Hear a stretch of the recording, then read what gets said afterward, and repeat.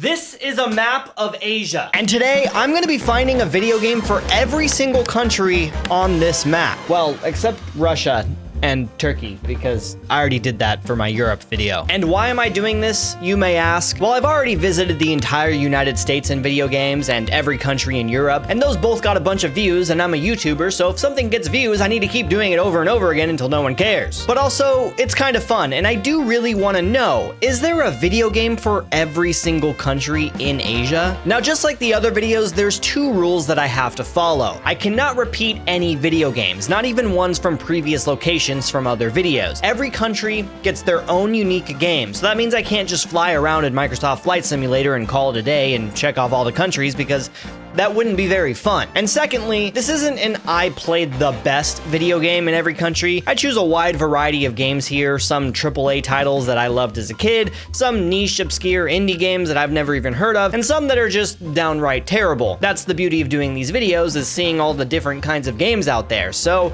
if I play a game that you are mad that I picked for that country, I'm apologizing in advance. Anyways, enough yapping. This video took 5 months of my life to play like 47 different video games, so please enjoy the next hour and a half of visiting every country in Asia in video games.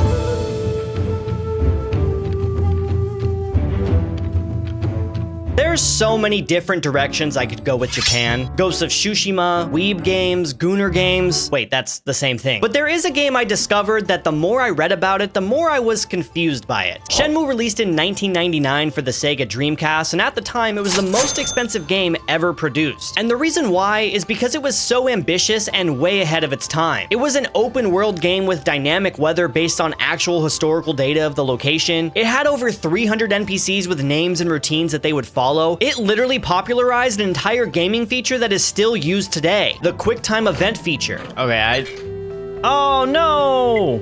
Okay, I thought I used my money. No, I did use my money! I didn't even dial anything! No!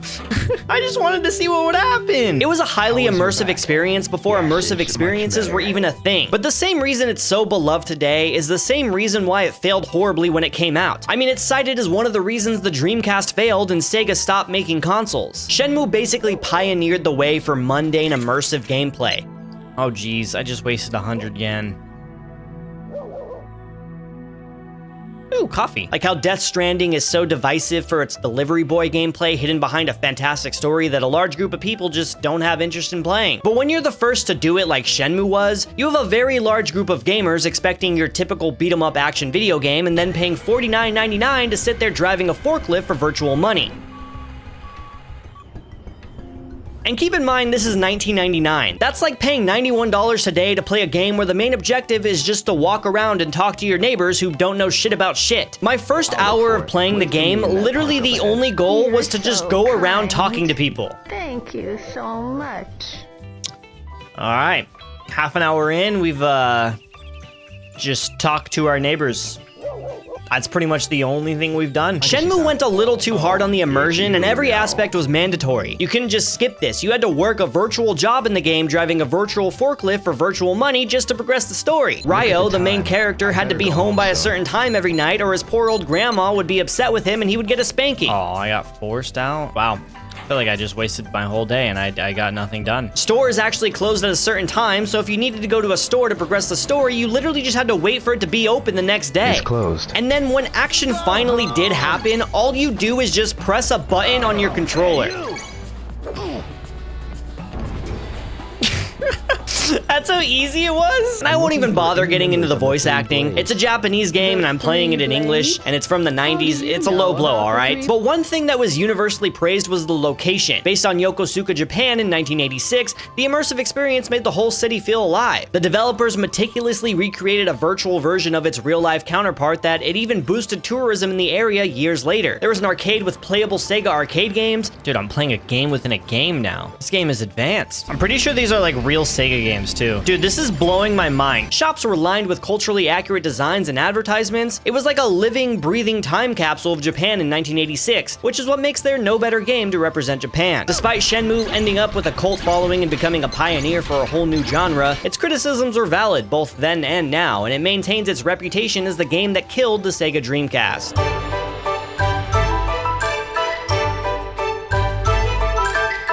even have to think hard about China because it's the game that literally every YouTuber will tell you is the most underrated game of all time. Sleeping Dogs released in 2012, set in Hong Kong, and the game was originally supposed to be a reboot of the True Crime series. Fun fact about those games, they both have extremely accurate recreations of both New York and LA, like down to the street names and everything. You could literally use it as GPS, that's how accurate it is. But since the entire game already takes place in Hong Kong, I had a new goal in mind: find Emma Stone, who apparently is in this game. Sleeping Dogs really is great though. It feels like you're playing a GTA game in Hong Kong, except your character is both a criminal and a cop, which makes for some interesting gameplay. Dude, I'm like using a fucking kitchen knife as a cop and they just don't even care that I'm stabbing them all. Because of that dynamic, it's also packed with a lot of different activities like street racing, cop chases, illegal gambling, and cockfighting, which unfortunately wasn't what I thought it was. Oh, this is about the animal. Well, I think we gotta go for the underdog. Come up, let's go. No! My let me down. You play as Wei Shen, an undercover cop trying to infiltrate a local gang, and Wei is so dedicated to his role that he has no issues hijacking an old lady's car. Excuse me, I'm a cop, thank you. Causing massive amounts of property damage. Bro, I would be straight dead from all that glass. Or just straight up murdering people. I just ran straight into that lady. Apothecaries, massage parlors, convenience stores to get different buffs. Let's go to the massage parlor. You're looking for something special? I can take you places you didn't even know existed. I mean, who could resist you? I'm feeling especially naughty tonight. Going to help me with that? I don't think this is just a massage. Wei Shen's originally a cop from America, by the way, if that wasn't obvious. Anyways, after terrorizing the streets of Hong Kong, an hour into the game, and I have finally found the only white girl in the game, who just so happens to be Emma Stone. It's closed. Why is it closed? Amanda Stone, looking nice.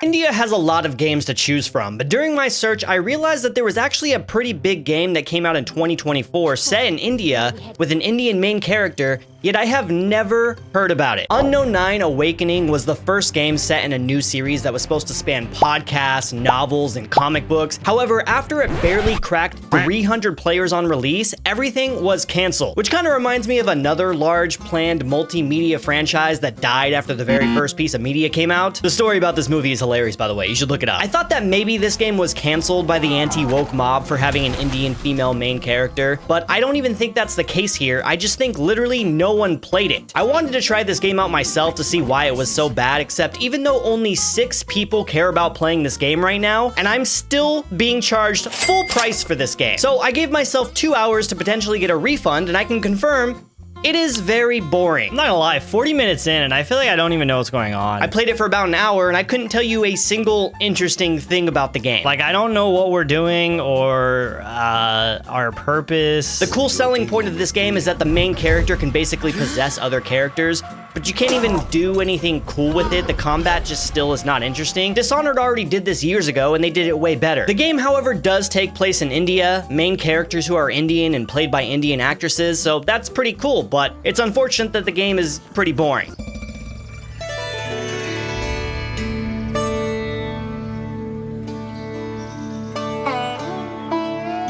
No game has ever made me crash out more than the game I had to play for Malaysia. Are you f***ing kidding me? It literally almost made me break down into tears. Dawn 2 the game is a tie-in movie game based off of the Bollywood movie Dawn 2. It released in 2013 for the PlayStation 2. That's not a typo. The same year that the PS4 was released, this game came out for the PlayStation 2. It's notable for being the last first-party game ever released for the PS2 and also notable for being harder than Dark Souls. Let me explain to you all of the bullshit that I had to go through in this game. I don't need to spend too much time talking about the graphics and AI and everything else. Obviously, it's gonna be bad. It's a PS2 game released the same year the PS4 was released.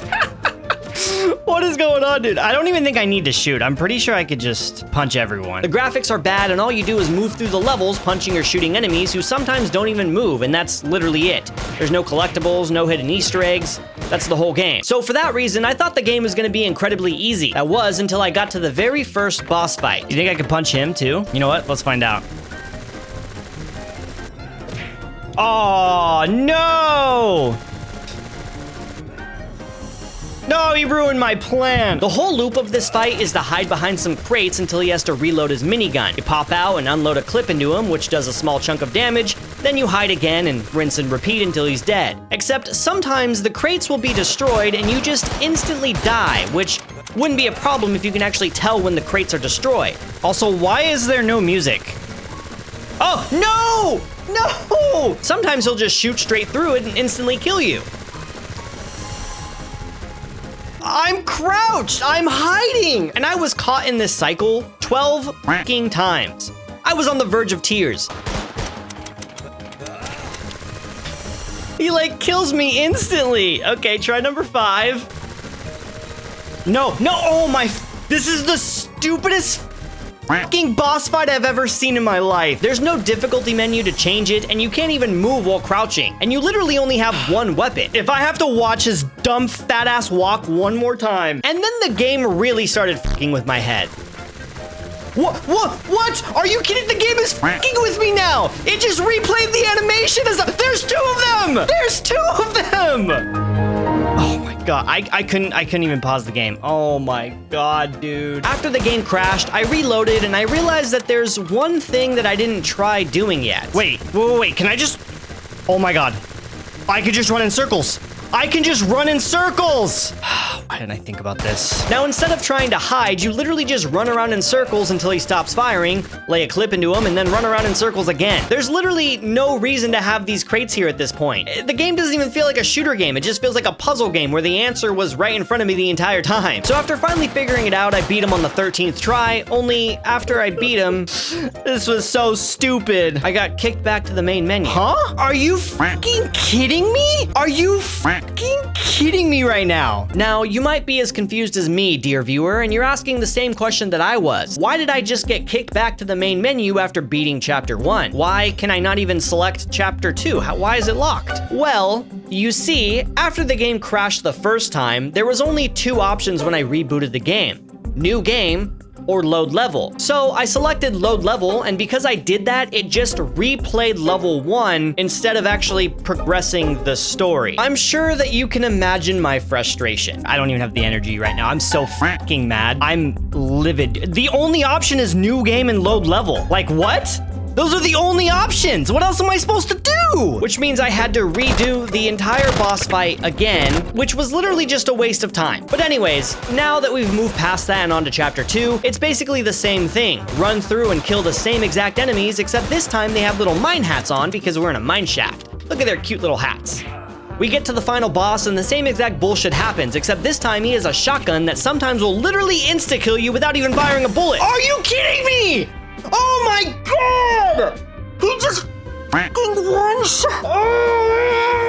So finally, I just gave in and I looked up a walkthrough online, which gave me the insight I needed. And similar to the first boss, how you just have to run around in circles, the answer to the second boss is just to stay far away enough where he doesn't do enough damage. Except there's another problem. The game doesn't provide you with any more ammo for this fight. So whatever you started the boss fight with is all you get, and silly little old me didn't get enough ammo to finish the fight. I'm out of bullets. I'm out of fucking bullets. What am I supposed to do? So I needed to restart the entire level all over again just so I could have enough ammo this time. Let's go! Let's go, finally! Please tell me we end up in Malaysia now, please. Now, we have finally made it to Chapter 3, taking place in a prison, and the boss fight just kept getting worse and worse. This time, you have a dude chasing you down the hallways, and again, I could not figure out the strategy for beating this guy. Oh my god, dude, these fucking controls are so bad. So once again, I went back to the Dawn 2 walkthrough on YouTube, which gave me my answer. Thank you, Windy Corner TV. I literally would not have been able to beat this game without you. You saved my life. So now you might be asking, how does Malaysia play into all of this? Well, you see, the game follows the plot of the movie, and in the movie, Don heads to Kuala Lumpur to turn himself into authorities and gets put into a Malaysian prison where he needs to break out of, which means that this entire prison sequence technically takes place in Malaysia, and this very, very brief cutscene shortly before that is the only glimpse we get of the outside world in Malaysia. I hate this game, and I know I've said this before, but I mean it this time. This quite literally might be the worst game I've ever played in my life. is so bad that it's not even fun. And then I thought, hey, I hate myself. Maybe I should try speedrunning the game. That'd be funny for a video, only to see that there's 3 other people that have already done this before. I'm never playing this game again.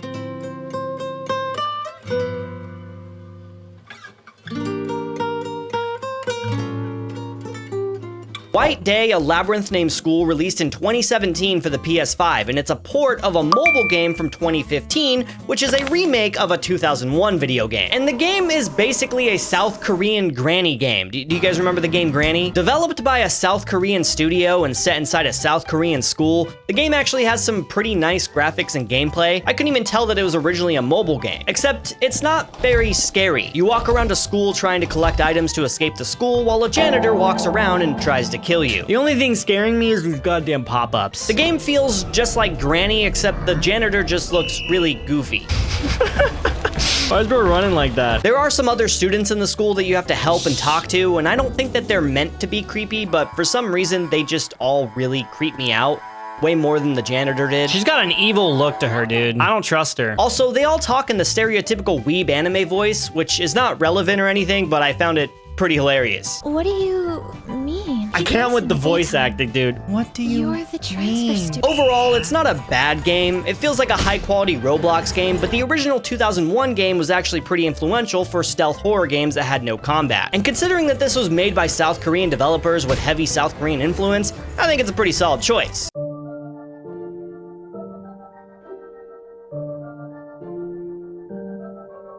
Bhutan prides itself on preserving its culture and actually didn't open its country to tourists until 1974 and banned television and internet until 1999, which of course means not many games featured Bhutan, and especially not ones that would discuss its culture or history. However, Pink Panther Passport to Peril released in 1996, where Pink Panther is tasked with babysitting children of world leaders and protecting them. All right, which one of you is from Bhutan? Why did they make the Asian character just completely white? Okay. This brings them to places like England, India, China, Egypt, Australia, and Bhutan, while exploring the cities and interacting with the people that live there. Despite it covering multiple different countries, it's actually rich with knowledge and culture about each country that you go to. This was an educational video game for kids after all, and it was actually pretty fun to play. It has some moments that actually made me laugh.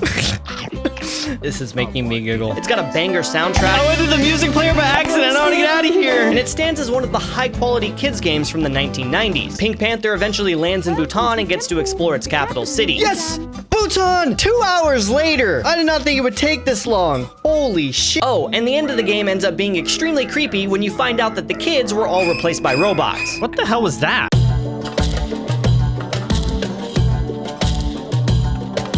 Bangladesh is known for being the land of 6 seasons instead of having only 4. They have summer, which is called Grisma, rainy, Barsa, autumn, Sharat, late autumn, Hemanta, Hemanta?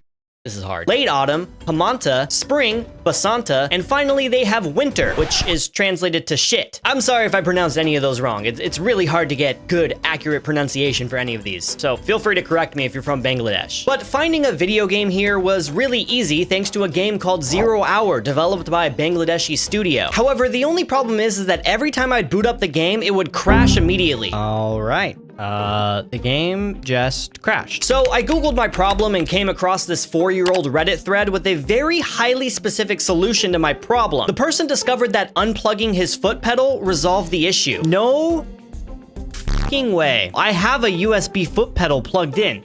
No way this is gonna work. Oh, watch out, baby. Dude, if this actually solves my problem, oh my god, it actually worked! Reddit really is a place that you can solve any highly specific problem that you ever have. Anyways, after finally getting the game to work, it's basically like a Rainbow Six Siege game, and despite its mixed reviews and people claiming it's dead, it's still got around 1,000 people actively playing, which isn't bad. I got into a game pretty much immediately, and each map takes place in a fictional version of Bangladesh. We've arrived in Bangladesh. I mean, I think every map is Bangladesh. Is that Sprite? Prime. Huh. I didn't know they got Prime in Bangladesh. I mean, this is definitely 100% Bangladesh, though, I think. The words and the letters and stuff. Is that a real movie or something? This is cool. I mean, I like the map design. Everything looks really well done. I confirmed this by Google translating everything on the walls. It doesn't really give me any info though. It just says street restaurant, Nahid Electronics, and Raj Pharma. Oh, but it is, look, the language. The language is Bangla. I'm gonna assume the language is Bangladeshi, or is it Bangla? The language they speak is Bangla. I didn't know that. I'm sorry, I apologize. The maps are actually extremely detailed, and you can tell that they put a lot of time into making it really feel like Bangladesh. Despite my dilly-dallying around on the map and playing tourist, I was still able to clutch up the round for us anyways. Oh, nice, good job, guy. Nice. You go, buddy. Don't get hurt, all right? Yeah, get him. Yeah, good job, buddy, yeah! Glad I could help.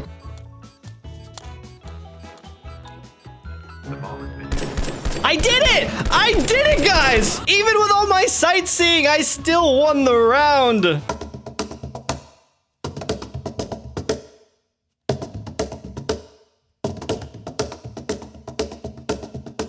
Now, I've never played the original Tomb Raider games, but from what I understand, they're supposed to be pretty influential for the platforming genre. So I had pretty high expectations when I booted up Tomb Raider: The Last Revelation, and let me tell you, this game fucking sucks. Wait, no shot. I just lost the whole game already? If I had to describe this game in one word, it would be tedious. Okay, these controls are very interesting. Lara Croft moves like a goddamn tank, probably because she's got all that ass behind her. I can't turn around. I'm trying to get a look at my face, but I can't. So I'm just forced to stare at her ass. Maybe that's why people love these games. And sometimes the jump button just doesn't register at all. No, why am I not jumping?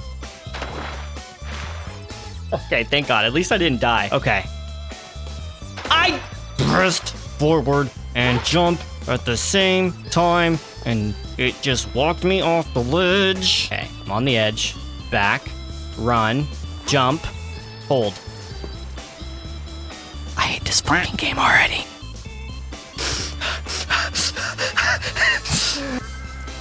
Are you fucking kidding me, dude? Are you kidding me? I'm pressing goddamn jump. See, why aren't I fucking jumping? I'm gonna lose it! You walk literally 2 feet forward and Gramps has something to say every goddamn second. Another cutscene. Let me play the damn game. And when he's not yapping away, he's busy killing boars that you have to sit there and wait for him to finish killing. Ow, you bitch! He stabbed me! This game is a classic to a lot of people, and apparently the tank controls are a big part of the original game, but as someone who's never played them, I just found them extremely annoying and frustrating. No! Oh my... Dude, I can't even stress how annoying this is. It's hard to put into words, and I'm sure watching the gameplay you think I just suck at the game, which I do, but the controls suck just as much as I do. I get it, alright? A lot of people are really nostalgic for these pixels, but you take off the nostalgia glasses, and this game just isn't fun. But thank God that the tutorial takes place entirely in Cambodia, and I don't have to play any more of the actual game to get there, because I ended up rage quitting the game. If I fall here, I'm quitting. I'm rage quitting. I don't care. This game. I'm sorry if you love these games as a kid and think less of me for this opinion, but at least Cambodia gets some representation in an iconic series, so that's gotta count for something, right? Even if the entire section just takes place in an underground tomb.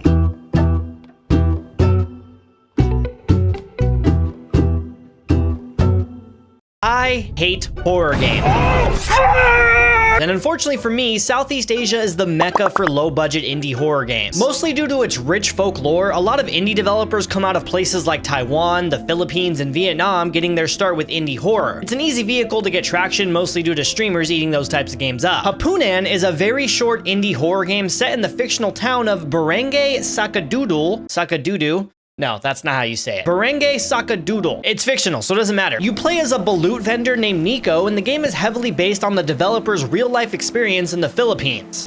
Is that balut? Do they have balut here? Side note, as much as the idea of balut freaks me out, I think I really would give it a chance. I mean, if it's so popular, it's gotta be good, right? Anyways, it really doesn't get more Filipino than this. It was made by a single Filipino developer using who I can only imagine are the actual faces and voices of his mom and dad in the game. Hey, Mom. I think you're my mom? Ah, it's my my mom. The scariest thing about this game is the freaky real-life faces slapped onto the PS1 style graphics. I don't like it. Her face is kind of freaking me out. But the worst offender has got to be the old lady. Everyone's telling me to be careful, and I don't like it. Does anyone else want my last balut?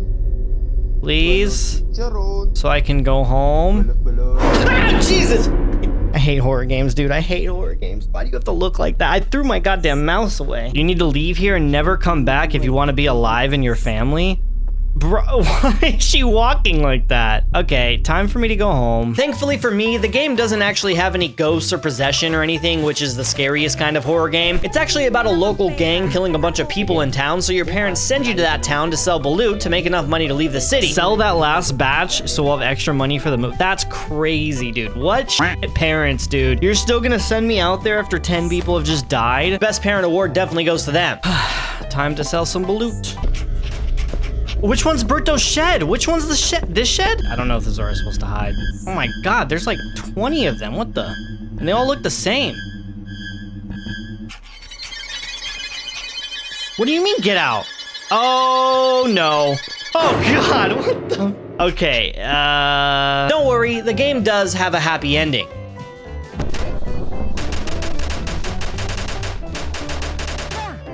I didn't even realize I was shooting. Nothing was coming out of my gun. I almost fucked that up. Oh, I saved you guys. Everybody's fine. An indie horror game all about being a balut salesman doesn't get any more Filipino than this. Holy shit.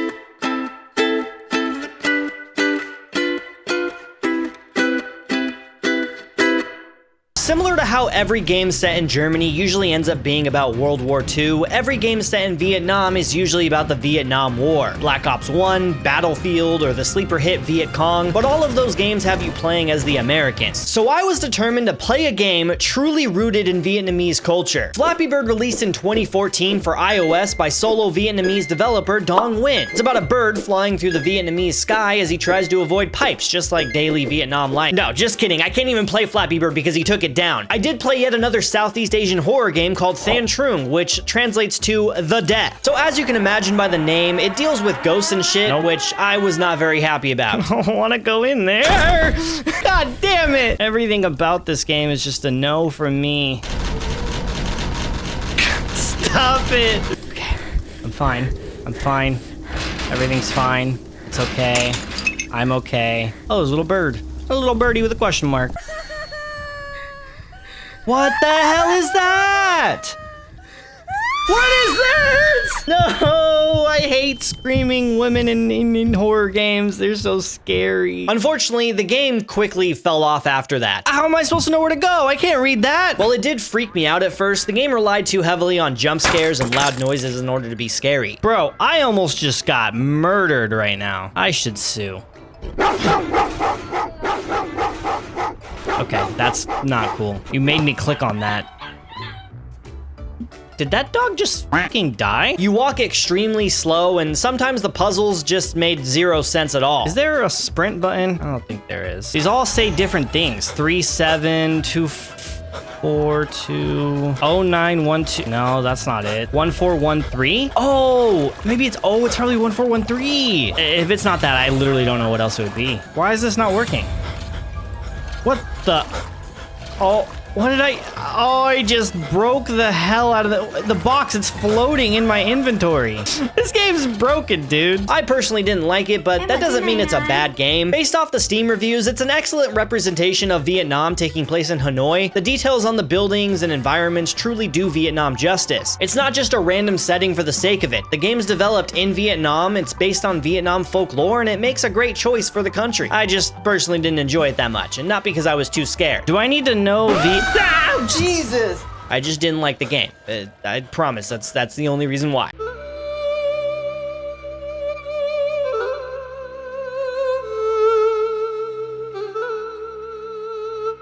I went down a deep rabbit hole on if Taiwan is actually even considered a country or not. Taiwan considers themselves independent from China, but China's like, no, you're not. And Taiwan is like, yes, we are. And the People's Republic of China is like, no, you're actually called the Republic of China. And they're like, no, we're actually called Taiwan. And the United States is like, I'm playing both sides so that I always come out on top. Detention is a point-and-click horror game developed in Taiwan, based in Taiwan, and deeply explores Taiwanese folklore, culture, and most importantly, the real-life event known as White Terror. The game can be scary, but it's not like other horror games relying on jump scares or loud noises. I mean, the atmosphere is pretty nice. I like the atmosphere. Very eerie and spooky. Okay, that was unnecessary. The creepy elements are used to explore the very real events in Taiwan when it was under martial law from 1949 to 1987. Reality faded away as time stood still. I swallowed hard as the emptiness confined me. What the? Is that me? Up there? Did I just die? Oh, I just died? What is going on? It's a very well-made game with a beautiful story behind it. You can tell the developers put a lot of thought and love into this game, and the eerie atmosphere and creepy folklore is more of a backdrop to explore the real feelings that Taiwanese people experienced during that period. The game is more unsettling than it is scary, which I actually really enjoyed. Oh, this is crazy. Oh no! Oh no! Hold your breath! Hold your breath!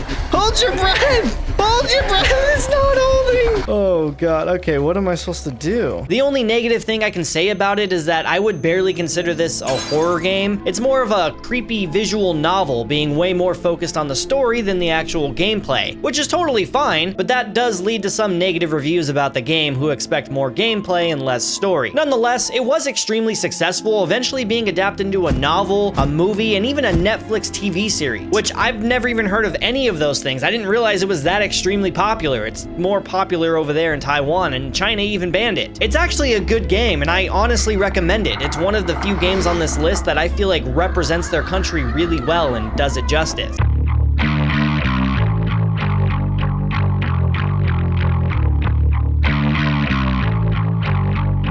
Georgia desperately needs a PR person in the United States because when you say Georgia, most Americans default to thinking about the state, and some Americans don't even know Georgia exists at all. But I guess that's also a problem for countries who don't share the same name as US state, so I guess it doesn't matter. But finding a video game in Georgia was actually pretty easy thanks to the game Splinter Cell. In fact, within the very first cutscene, I lost track of how many times they mentioned Georgia. What?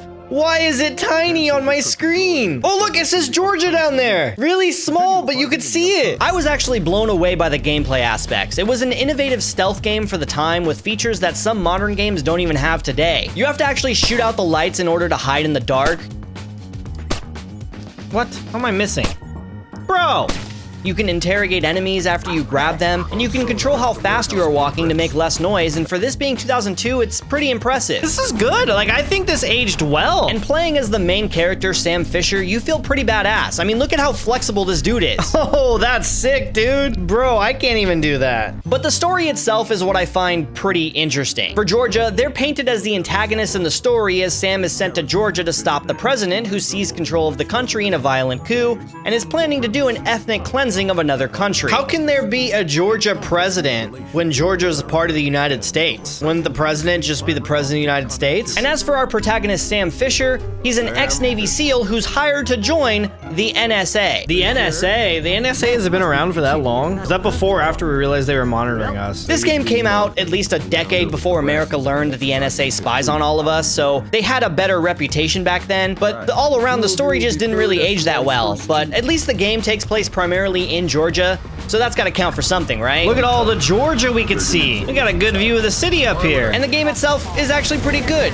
With it being 2002, I think it aged pretty well, and I could see why they made like a shit ton of these later on.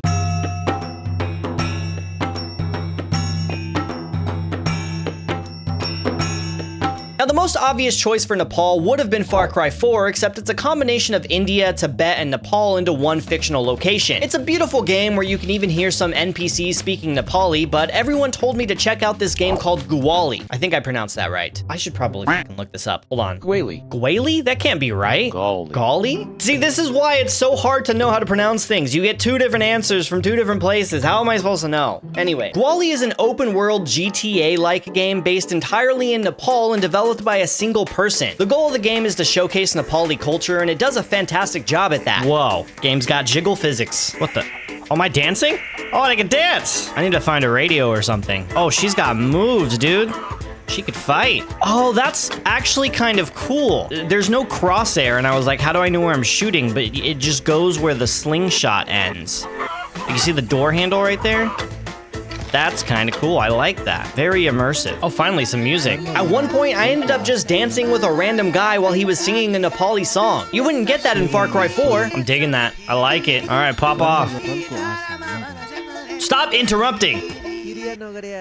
No, don't stop playing. This guy was interrupting your beautiful music. No, come back. Keep playing. I was feeling it. Sir, please keep playing. Thank you. Oh yeah, no more interruptions. The map is huge and you can just explore the world. However, the cities and towns are pretty empty with not much to do. Where's everyone at? There's not cops or anything, so you just drive around, which it's pretty funny when you fall off the bike. Oh, no, oh no. Oh my god, she's dead. But there is also a story mode to follow with missions and actual voice acting.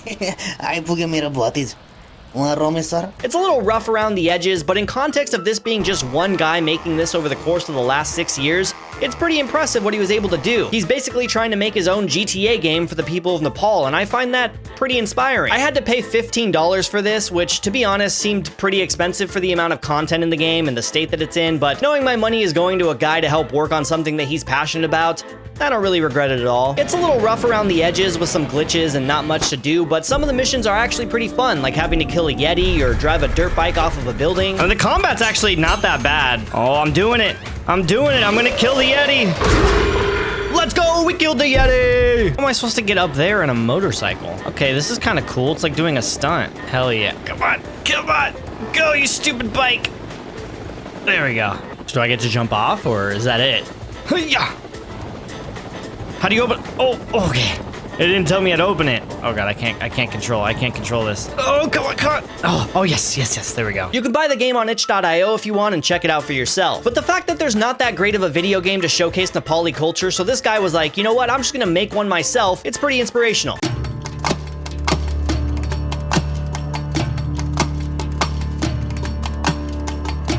It's ironic that the best game set in United Arab Emirates can't even be played there because it was banned for showing Dubai in a state of destruction. Spec Ops: The Line is another commercially failed video game that became a cult classic, and I think part of that is because on the surface it looks like another generic shooter game, but it's not. It's actually a psychological horror game and basically a PTSD simulator. Yeah, the game aged pretty badly when it comes to graphics and controls, but this is all about the story, and one that's hard to talk about without spoiling it. Is that supposed to be Obama? I don't know if it is.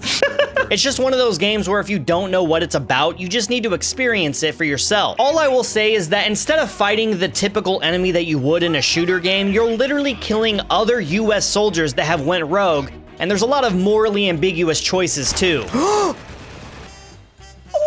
My bad. I just shot a civilian and nothing happened. It didn't even say don't shoot civilians.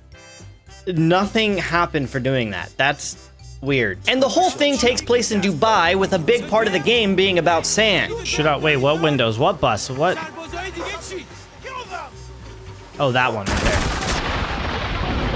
God, I almost botched that, dude. But unfortunately, it's not even just Dubai who can't play it anymore, because it got delisted everywhere because of the licenses for some of the music expiring. But thank God for emulation, so this game can still live on. Seriously, just play it. It's only 6 hours long, and it's one of the best stories if you go into it completely blind. That's all I'll say.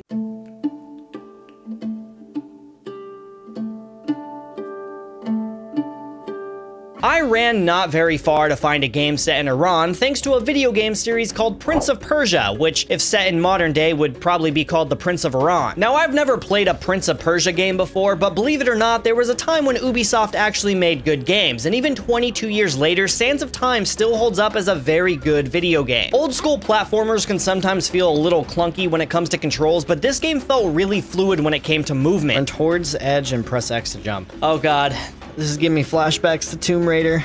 I'm scared. Please don't be as bad. Okay. All right, cool, we got this. And one thing that impressed me the most is not only did they nail the platforming, but the combat feels very fluid too. Yeah, take that, bitch. Dude, this shit would hit in 2003. It blew my mind when I realized that you can backflip off enemies and then stab them from behind. What? Whoa! That was sick! Can I do that every time? Does it go in slow motion? Oh, okay, it's just the first time. That's still sick, though.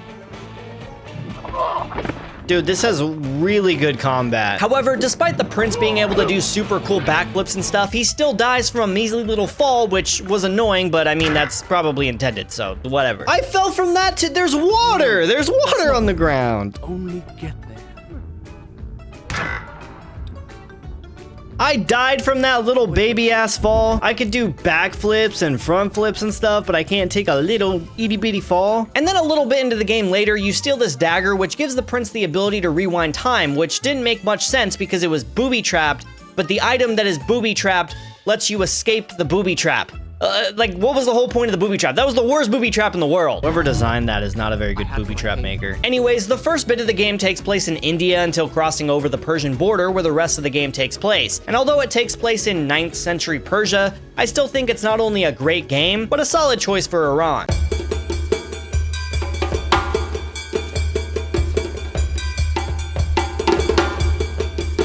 Thailand is known as the birthplace of Red Bull, originally being adapted from the Thai drink Krating Dang. This has nothing to do with the video, I just found that pretty interesting. Anyways, Tomb Raider Underworld starts with Lara Croft on a boat in a bikini because, you know, it's 2008. It immediately starts with just her ass. Crazy way to open the game. This is the first shot that they give you. We can just ignore the fact that she doesn't wear a diving suit despite going deep into an underwater temple because that makes sense, even though the enemies have diving suits, but she doesn't. But how the hell am I supposed to focus on any of the puzzles? Come on. Like, I'm sorry, this is distracting. How am I supposed to get anything done? Anyways, after now playing 2 Tomb Raider games for this series, I think I have deduced that I just don't like Tomb Raider games. This is hurting my brain, dude. I don't want to do puzzles. See, and I don't even know where all I'm doing is just climbing up here to fucking climb down? Maybe I'm being too harsh, or maybe I just played the worst Tomb Raider games possible, but after going from Prince of Persia to this, everything just feels like a downgrade even though this came out 5 years later. I'm not a video game reviewer, alright? I just play these games for fun and I like to talk about them, so it's hard to put it into words on why these games don't click for me. Something about the combat and platforming just doesn't feel smooth and consistent like other games.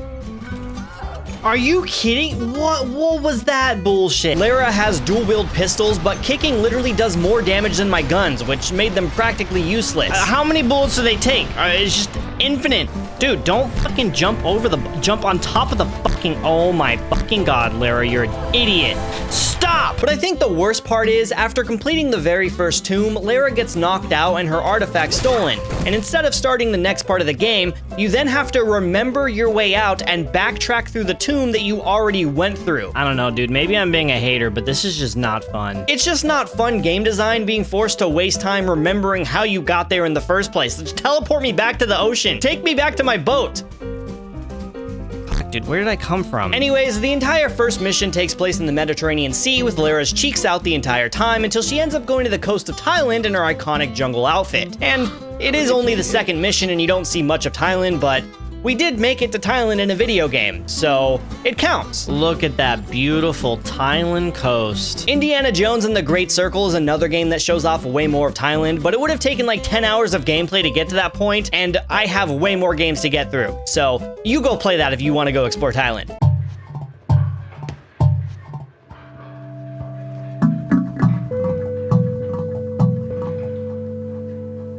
Indonesia is yet another Southeast Asian country with the best option being a horror game, and I'm tired of playing horror games. Okay, all right. That could have been a little bit scarier. I don't think I was spooked at all. My spook level is 0 right now. I'd like to play some horror games, if you know what I mean. No, bad joke. Dreadout released in 2014, but it looks like it came out in 1999, and I don't think that was on purpose. You play as Linda, a schoolgirl on vacation in Indonesia until some freaky stuff happens, and now you're suddenly being attacked by Indonesian mythical ghosts. I'm trapped and she's coming for me! Oh, thank God. So the ghost does not like her picture taken. It's your typical survival horror game where you have to complete some puzzles, but you have to use your cell phone in order to see the ghost, which I admit did make things a bit spooky. However, the hardest puzzle of all is figuring out how to use Indonesian toilets. Listen, I know that is an accurate toilet for some parts of the world. I'm sorry, as an American, I cannot grasp having to pee. Do you poop in that too? Or is it just pee? Like, how does that work? The game kind of reminds me of Outlast and spending the game looking through a video camera, but I think the game takes a lot more inspiration from like early 2000s survival horror games. Oh wait, that's not normal. However, I only downloaded the demo for the game, which took about 20 minutes to get through, and it ends with you being attacked by this giant freaky ghost thing, and then you go to heaven, I think. Oh my God, I just died. I was taking the photo, why didn't it work? Oh, I think, was that supposed to happen? Maybe this was supposed to happen. Honestly, this game wasn't even scary at all. I barely got scared. I hate this! Fuck, dude. I hate this, I hate this, I hate this!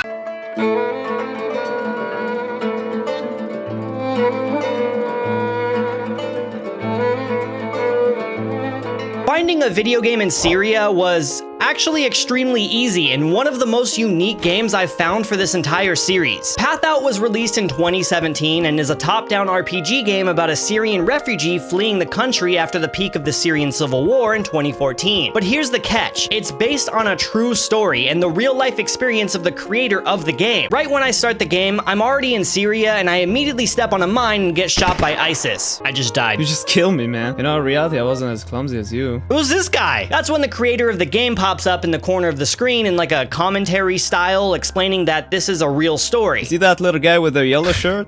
That's me.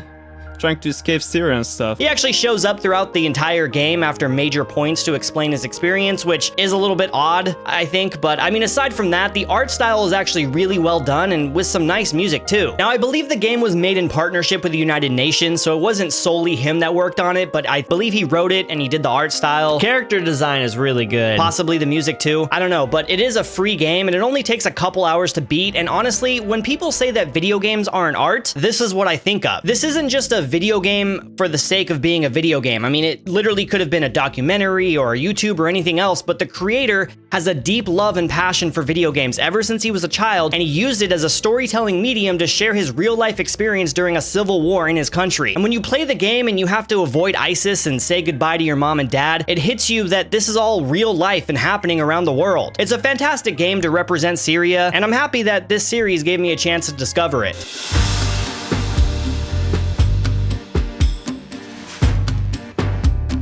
Now, I thought that finding a video game in Iraq would lead me to one of the many war games out there, but there's actually way more than I expected. There's the Oasis map in Overwatch, or Barbie Explorer going to the ancient city of Babylon, but then I remembered that Assassin's Creed Mirage exists. Now, I know I've made fun of Mirage in the past, but truthfully, I never actually played it, and after finally giving it a try, I can say it's okay. Parkour doesn't feel as fluid as the other games. No, come on, are you kidding me? Dude, the parkour sucks in this game, dude.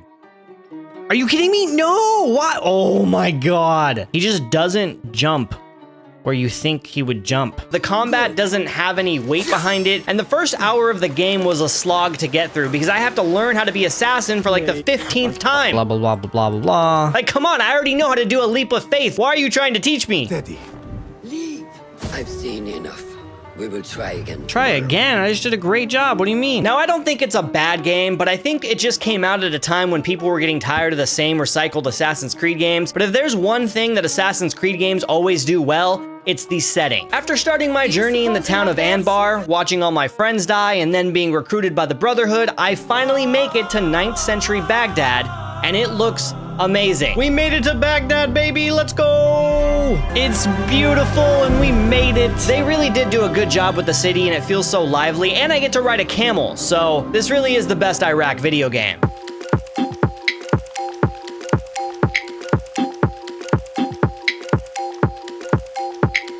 While the Maldives is only the 9th smallest country overall, it is, however, the smallest country in Asia, but also just a bunch of islands, which made me think that finding a video game here would be impossible. But I did come across this free online fishing game called Fishing Planet, which has a DLC that lets you fish in the Maldives, but it's not free, it's $40! And I can't even get a refund for DLCs on Steam, and I'm not even sure it's a good game. So I was prepared to part ways with my precious $40 until I typed Maldives in the search bar and found this game called Maldives in Dream. It has 7 reviews, but only one of them in English, and they didn't have very nice things to say. But the reviews not in English were pretty positive, with one person who played it for 3 hours saying that they just got back from the Maldives and it was exactly like the game. So I coughed up $4, booted up the game, and... wow. Maldives in a dream. Yeah, that's pretty much the entire game. I mean, to be fair, the Steam store page does say, here you can walk, run, swim, and enjoy the sunrise at the beach at any time. And they weren't lying. So I can also stand here and listen to the waves crashing. That's pretty peaceful.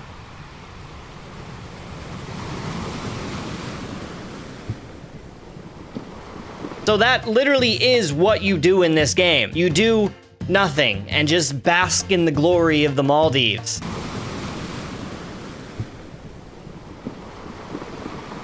I mean, yeah, it looks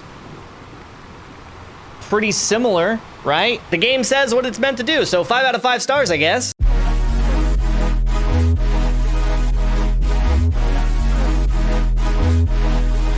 Now, I'm not gonna lie, I didn't know anything about Azerbaijan before making this video. I did learn that the capital Baku is the largest city to sit below sea level at 92 feet below the Caspian Sea. I also learned that the president of Azerbaijan is the only president who bangs his vice president, because it's his wife. He created the position and made his wife the vice president. That's neat, I guess, depending on how you look at it. Actually, that's probably not a good thing. Anyways, I came across this game called The Last Dead End, a survival horror game that came out in 2012, but looks like it came out in 2001. The best way I can describe this game is that it's like walking through a haunted house, but I mean that in a derogatory sense, in that it has the most random jump scares ever.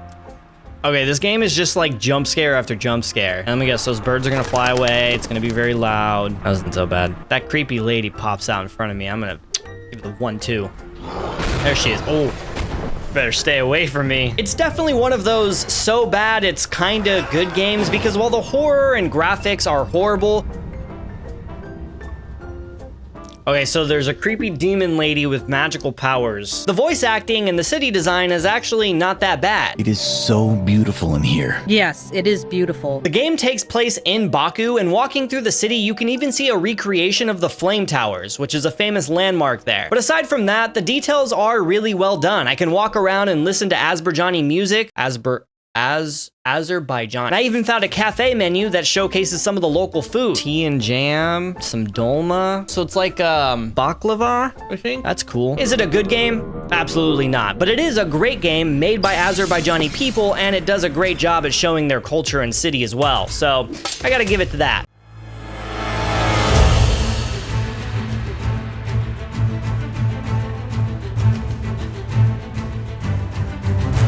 I bet y'all thought that I wasn't gonna be able to find a video game set in North Korea, but I did. And not only that, it's made by North Koreans too. Oh my God. Back in 2012, a tour company for North Korea worked with college students in Pyongyang to create a video game to put on their website to advertise their tour company. The website to play the game has since been shut down, and you used to be able to play it on pyongyangracer.co, which has now been turned into a video game conference website. It kind of confuses me because there's a bunch of AI blog posts and there's even a phone number, and I tried calling the phone number. Your call cannot be completed as dialed.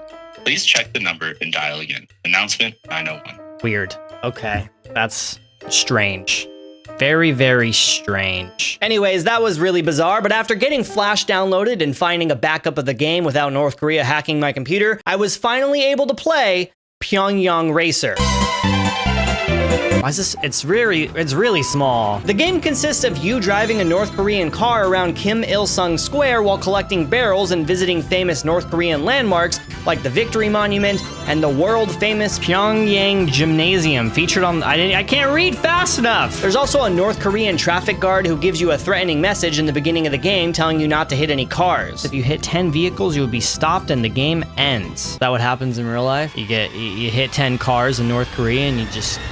ends you. She also keeps popping up from time to tell you to stop looking at her even though you're not looking at her. I'm not staring at you. I promise. That was kind of weird actually, now that I think about it. It's all she would say. Why does she, I don't know why she keeps saying I'm staring at her. I'm not staring. Aside from that, the streets are empty and there's no AI and there's barely any other cars on the road, and if you drive off the road, it just teleports you right back on the road. So it's all very bad. Apparently when the game first released, the servers were crashing due to the amount of people not in North Korea that heard about the game and wanted to try it. And Pyongyang Racer marks pretty much the only game that is not only set in North Korea, but also made by North Koreans. So that's pretty neat.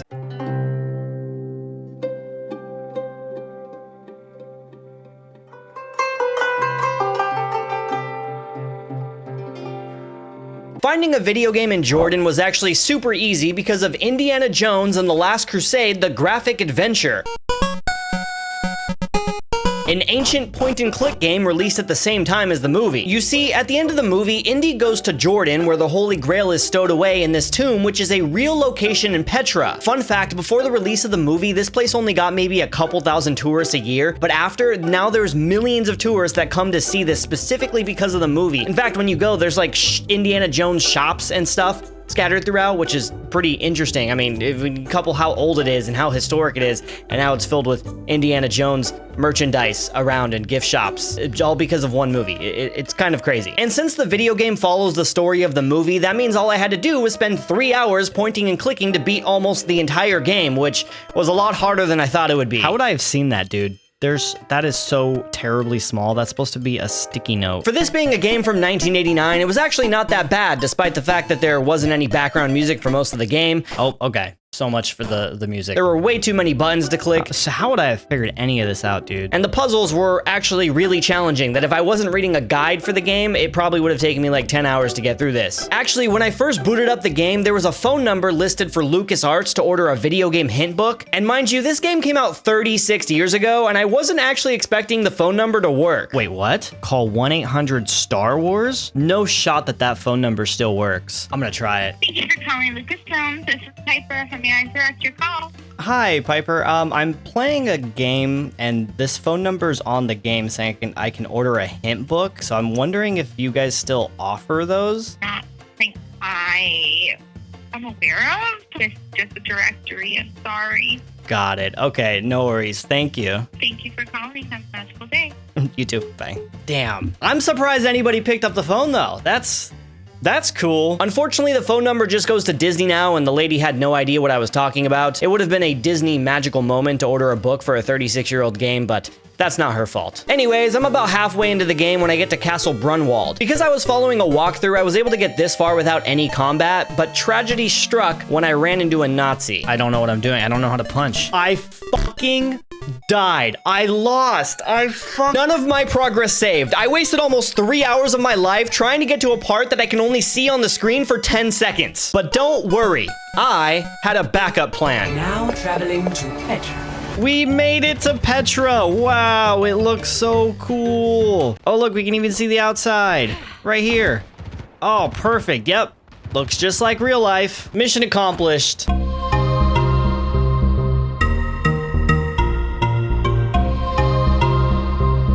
A lot of people have been eagerly waiting for Pakistan, and finding one there has been a struggle. Pretty much every game has to do with war. I mean, Modern Warfare 2 has a mission in Khyber Pass near the border, and while it's a great game, war games where you play as the US Army invading the country feels like such a cheap representation. I also found this game called Operation Osama Bin Laden, a strategy game based on the real-life raid where you find Osama Bin Laden in Abbottabad. Yes, that is a real game on Steam. But then I found a game that takes place not only in Pakistan, but you're also playing as the president of Pakistan, and it's called President for a Day. It's a card-based strategy game where 15 days before the election, you need to manage famine, floods, and terrorists in many different areas of Pakistan. My plan was just to do a bunch of TV appearances and provide food for everyone so I could be the most popular president of all time. Let's start by saving Pakistan. Surprisingly, it wasn't that hard.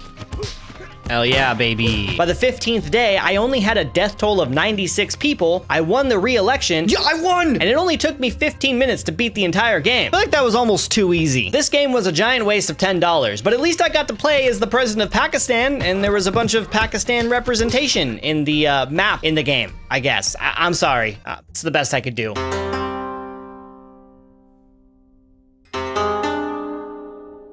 Tajikistan is 93% mountains. That has nothing to do with anything, I just thought it was a fun fact. But finding a video game there was really tough. As you know, I like to avoid the military games that have the US invading the country because that just doesn't seem very fair. But sadly, the best game I could find set there is Operation Flashpoint Red River, which does have the coolest intro sequence for a game that I've ever seen. So who had a ray gun? No, card. Not Reagan. Reagan. Ronald Reagan. That was out of Afghanistan. Ends up being Osama bin Laden. I love this. Oh, go America. It's your birthday. Dude, this is better than history class. It's a history lesson about real world events with kick-ass music and a military guy yelling at me, and I think all history lessons should be just like this moving forward. The game begins on the northern border of Afghanistan as the US is hit by a mortar strike. That's not good. This causes a three-way war between the US, the East Turkestan Islamic Movement, and the People's Liberation Army of China. This is a really unique game in that it's nothing like Call of Duty or Battlefield. It's more of like a strategy tactical shooter game. Defensive perimeter, got it. Its focus is more on co-op and leading your squad with realistic scenarios. Defend building, there we go. Dude, look at this recoil, like 0 recoil. This is how people want Call of Duty to be like. So realistic, in fact, that I rode in on the back of a truck to a village and I didn't fire a single bullet, and yet I somehow completed the mission. Only to then hop back in the truck and drive for another 5 minutes and accidentally kill my squad mate because for some reason the button to control your squad is set as a trigger button, so muscle memory kicked in. I'm sorry about that.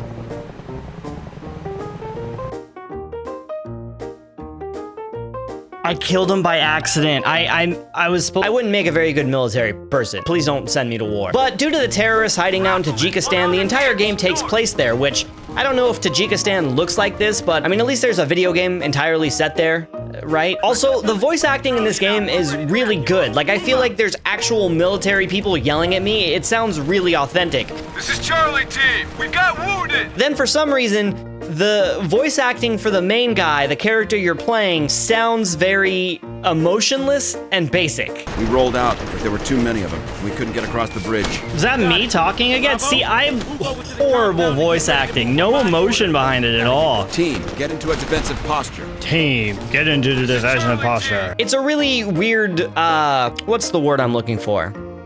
Dichotomy? Comparison? What's that word? That's from that TikTok. Dichotomy. I did say it right. Dichotomy. A division or contrast between two things that are or are represented as being opposed or entirely different. Wait, no, that doesn't make any sense here.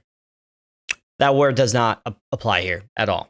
But anyways, it's really weird and it's kind of funny. Also, there's a part when you're riding in the back of the truck and the military guy is kind of excited to go and kill some people, and he says this part. Yeah, you can run, but you can't hide from the core, you Tajik. All right, that's just rude, dude. We don't gotta be rude now. Which I feel kind of bad that I'm playing a game that's supposed to represent Tajikistan and the main character is yelling that, so I apologize on behalf of him.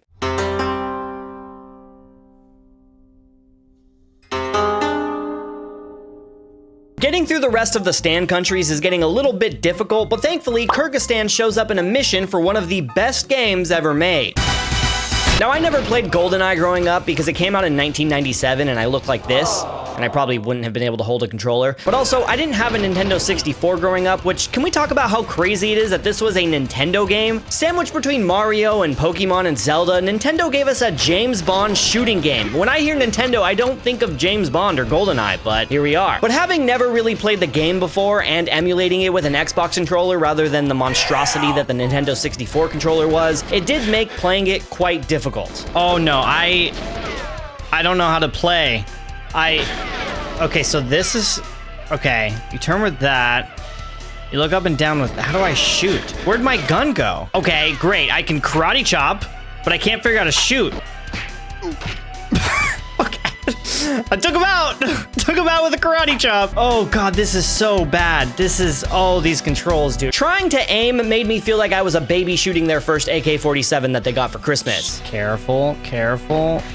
Right. Oh, nice. Let's go. Sure, the graphics and controls didn't age very well, but I can appreciate how inspirational and groundbreaking the game was for its time. Nothing would hit harder than slamming some Mountain Dews, playing this with your friends with that killer soundtrack blasting in the background. Split-screen gaming is a lost art, and I really hope it comes back into fashion. Also, I love how much freedom the game gives you. You get some set objectives to do, and the game is like, all right, go do whatever you want now, and use whatever gadgets and tools, and I don't care how you do it. Kill everyone if you want to. And in an age where games hold your hand every step of the way, it did make me feel a bit stupid sometimes, having to like redo the second mission 3 times. Are you fucking kidding me? Why did it let me walk through the door if I didn't complete the mission yet? Oh my God. I don't want to talk about it. Once I realized I didn't even need to aim and I could just tap and shoot, it made things way easier. Okay, this isn't so bad because it's like there's a little bit of aim assist here. And finally, I made it to mission 6, which takes place in an underground silo set in Kyrgyzstan. Soviet missile silo in Kyrgyzstan. Let's go, baby. We made it. I mean, we're underground on a missile, but we're in Kyrgyzstan, specifically mentioned, which in the game it's spelled with an I, but that's because shortly after independence from Russia in 1991, Kyrgyzstan asked everyone to start spelling it with a Y instead, and it took a bit for the spelling to catch on, but I promise it's still the same Kyrgyzstan.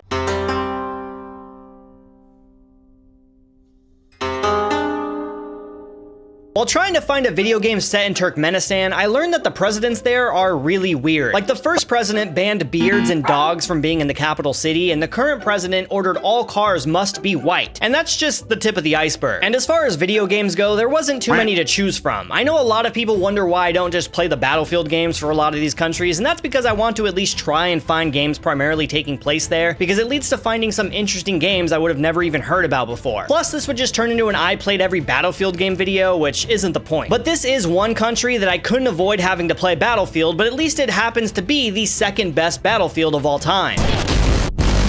Surprisingly, Battlefield 3 servers are still online for PC, and I hopped into a server with 54 players on the map Caspian Border. I can't believe there's actually so many people still playing this game. This map is supposed to take place on the Iran-Turkmenistan border right near the Caspian Sea. As I spawned in, I wasn't entirely sure which side I was on, so I started doing some Google translating on some of the freeway signs. Okay, Al-Thigar TNL Sheikh Kenna. Is that a place? Pull up my Google Maps here. Nothing is really coming up for that. And then I searched Sheikh Kenna, and just pictures of girls came up. Let me try Google Translate on this here. Maybe it says something else. Okay, that can't be right.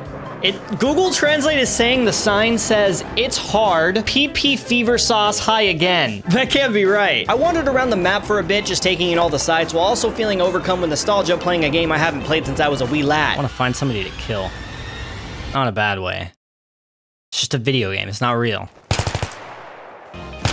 No! That's embarrassing! The first guy I see! I hopped in a jet to get a nice aerial view of everything, and then accidentally jumped out of the jet because I couldn't remember the controls. Oh no! Oh no! And for the next 15 minutes, I wandered around trying to at least get one enemy before I quit the game. Where's everyone at, dude? Dude, I don't know where anybody is. I'm barely running into anybody. I swear, I ran around the entire map at least 3 times until I finally opened the scoreboard and realized that the 54 player count on the server was a complete lie. Oh my God, there's only 2 people! Anyways, Battlefield Bad Company 2 is the best Battlefield of all time, and Turkmenistan has some really weird presidents. And it's in Battlefield 3, which is cool. Turkmenistan, hell yeah.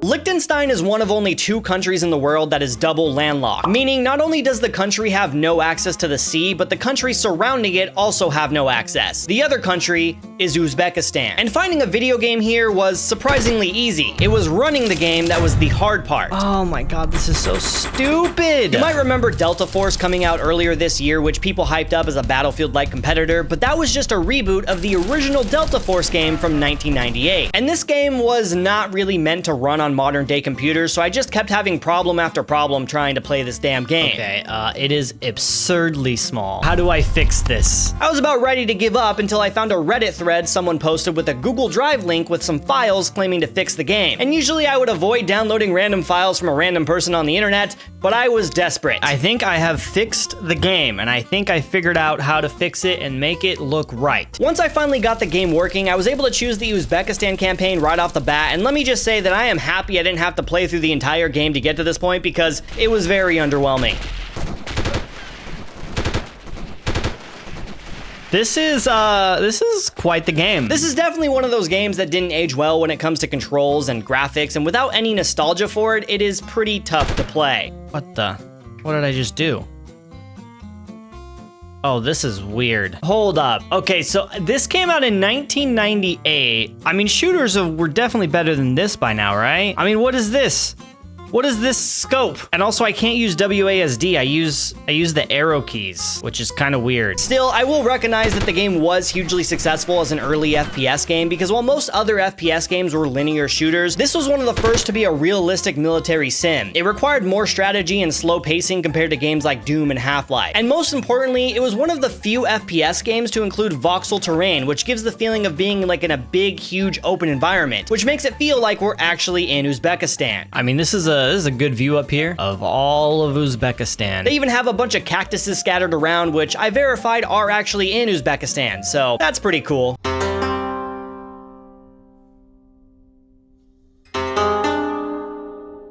As an American, we've been at war with Afghanistan for pretty much my entire life, and despite it currently being controlled by the Taliban, I know it's a beautiful country filled with millions of normal people just trying to get by. That's why going into this series, I wanted to learn more about each country while also showcasing weird and obscure games that don't just use these countries as a backdrop for war. Sometimes it's unavoidable, but this time it's not, because Metal Gear Solid 5: The Phantom Pain takes place in a giant open world of Afghanistan set in 1984. I've never actually played a Metal Gear Solid game before, and I know that Metal Gear Solid 4 has the world record for the longest cutscene. So even though the game primarily takes place in Afghanistan, I know getting there probably wasn't going to be quick. I wake up in a hospital in Cyprus as the doctor tells me that I've been in a coma for 9 years. Hello, lady.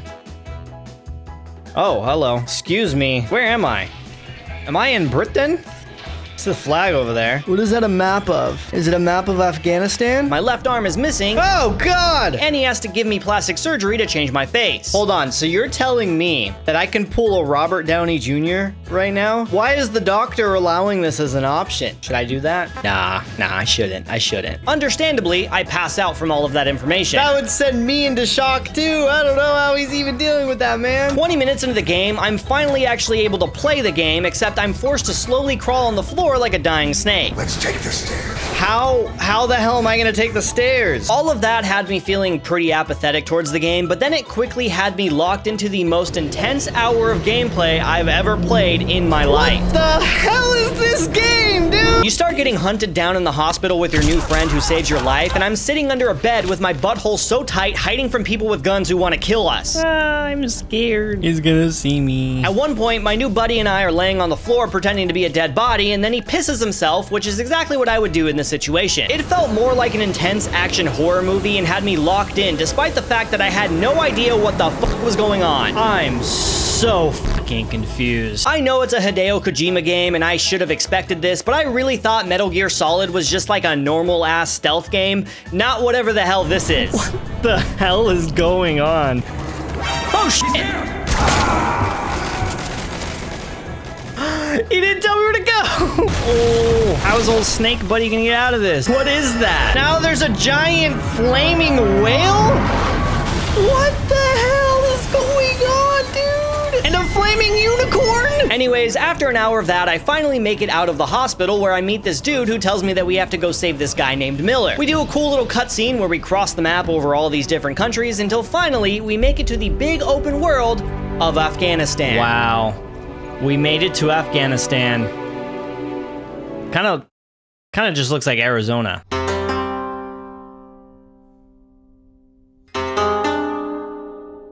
When Americans hear of Kazakhstan, they probably think of Borat, but when the movie first came out, people in Kazakhstan weren't very happy with the fact that the real country is nothing like the movie. But the country eventually came around because now they use Borat's catchphrase in their tourism ads. Very nice. Very nice. Very nice. But Kazakhstan in video games doesn't have very much representation at all, not even a Borat video game, which led me to having to play a third Tomb Raider game. I was really expecting to not have a good time due to really disliking the first two games that I had to play for the series. It's Angelina Jolie again! But despite the fact that the last Tomb Raider game had Lara's cheeks out for the entire first hour of the game, I actually enjoyed Tomb Raider Legend way more than any of the others. Oh my fucking god, it's inverted. But maybe that's just because I was forced to play this game a lot longer considering Kazakhstan doesn't show up until the 5th mission. But the platforming in this game just felt way more fluid and enjoyable. Really? Is that actually necessary? You're such a show-off, Lara. The combat still isn't the best, but at least it feels like the emphasis is more on the platforming and puzzle aspect, unlike Underworld. Take that! Take that!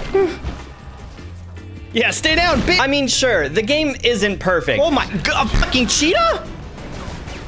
Or a leopard? So Lara over here is just freaking committing hunting crimes, and it has very obvious faults, like the egregious reuse of assets. They're triplets, quadruplets, it's all the same guy. Well, that one looks different. And plenty of moments that pissed me off because Lara wouldn't jump correctly. Oh my god, this tree's gonna piss me off. But I mean, hey, it's part of the charm, I guess. What the fuck am I supposed to do? Also, for some reason, the hair physics were really messed up the entire game, causing her to look like she used too much hairspray, but at least the jiggle physics worked. But after starting the game in Bolivia, heading to Peru, across to Japan, over to Ghana, and finally, 3 hours into the game, I made it to Kazakhstan. Wow, it sure is beautiful. It looks just like real life, right? Just mountains and snow.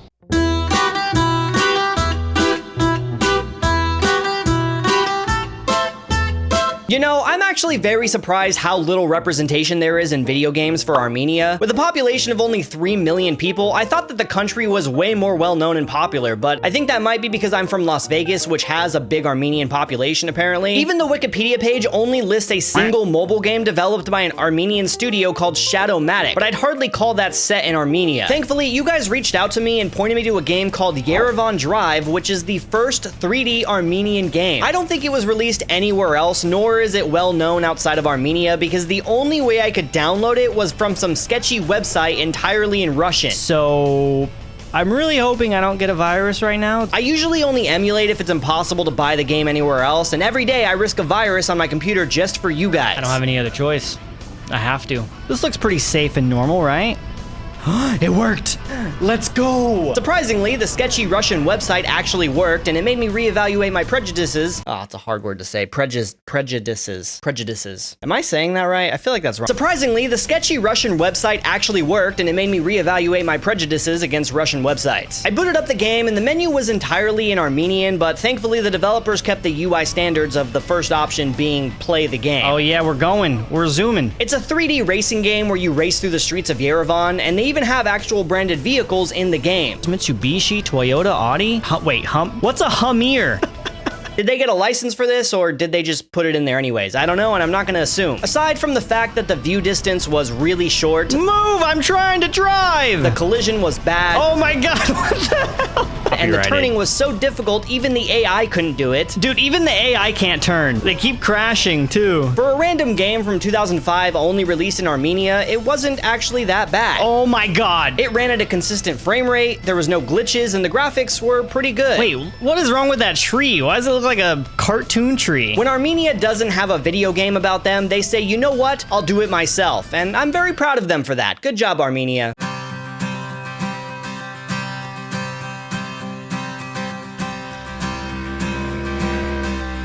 Finding a video game set in Oman was almost impossible. Based on my extensive research on Reddit, everyone says it's very peaceful, and one person described it as the Switzerland of the Arabian Peninsula because of its neutral politics and good relationships. Now, Battlefield 3 does have a map called Gulf of Oman, but I already played that for Turkmenistan. However, there is a mod for Battlefield 2 called Project Reality that was immensely popular and even became a standalone game. Some of the original modders even went off and started their own company and released a spiritual successor called Squad. Now, the mod mod was a complete overhaul that aimed to provide an immersive military sim experience with larger maps and a focus on realism and squad-based gameplay. And 20 years later, you're still able to download the game with active servers running. But the problem is, in order to visit Oman, I needed a specific map called Muttra City based off of the actual city of Muttra, and there weren't very many servers to choose from.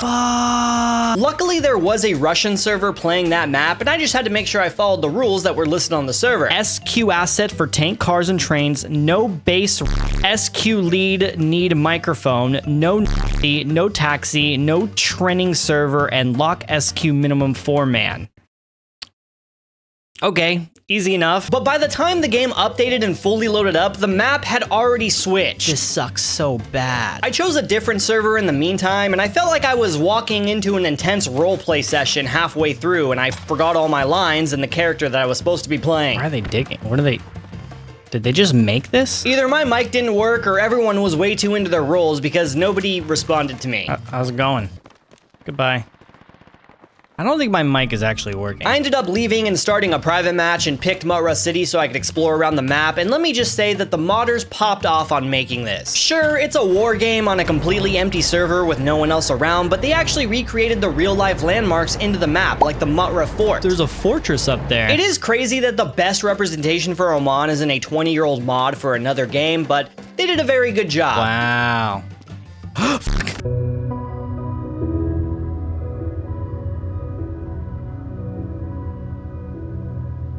Now, I know I've said this a few times already, but finding a video game set in Myanmar has led me to one of the most interesting games that I've played so far. So Myanmar, which used to be called Burma, has been in a military dictatorship since 1962, with a brief period of kinda sorta democracy in between, until being taken over by another military coup in 2021. Because of that, they've been a pretty secluded country for a while now, and most video game representation is in the form of some American war game with US soldiers going to fight there, like the Black Ops 2 mission or Medal of Honor Rising Sun. But I did find a mobile game called Endgame Union Multiplayer. I know, I usually avoid mobile games, but bear with me here because the story behind it is really fucking cool. It was made by two Burmese developers specifically with the intent of raising money to help overthrow the dictatorship. It's a shooting game kinda like Call of Duty that quickly made it to the #1 most downloaded game in Myanmar and eventually banned by the junta, saying that if they caught you with the game on your phone, you would be arrested. Thankfully, the game is available internationally and still online for me to be able to download and play. And it's actually a pretty well-made game, but I'm not an iPad kid, so I'm not very good at mobile games. But unfortunately, all of the servers are pretty dead with not a single soul playing this game. It was just me running around the map by myself. I assume that the player counter has to be wrong, right? There's no way I'm the only person playing this game. Does nobody play this game anymore? I assume that is why they added two different modes, where one is a Subway Surfer copycat and the other is like a Candy Crush game to keep people downloading the game. I mean, I don't know if I could really say that that takes place in Burma. And as far as the maps go, I can't really 100% confirm that they actually take place in Myanmar. I mean, there's no signs or anything or local landmarks, but I'm gonna count it anyways because this is my video and I can do what I want. And I think making a video game to help overthrow the dictatorship is a very cool use of free will.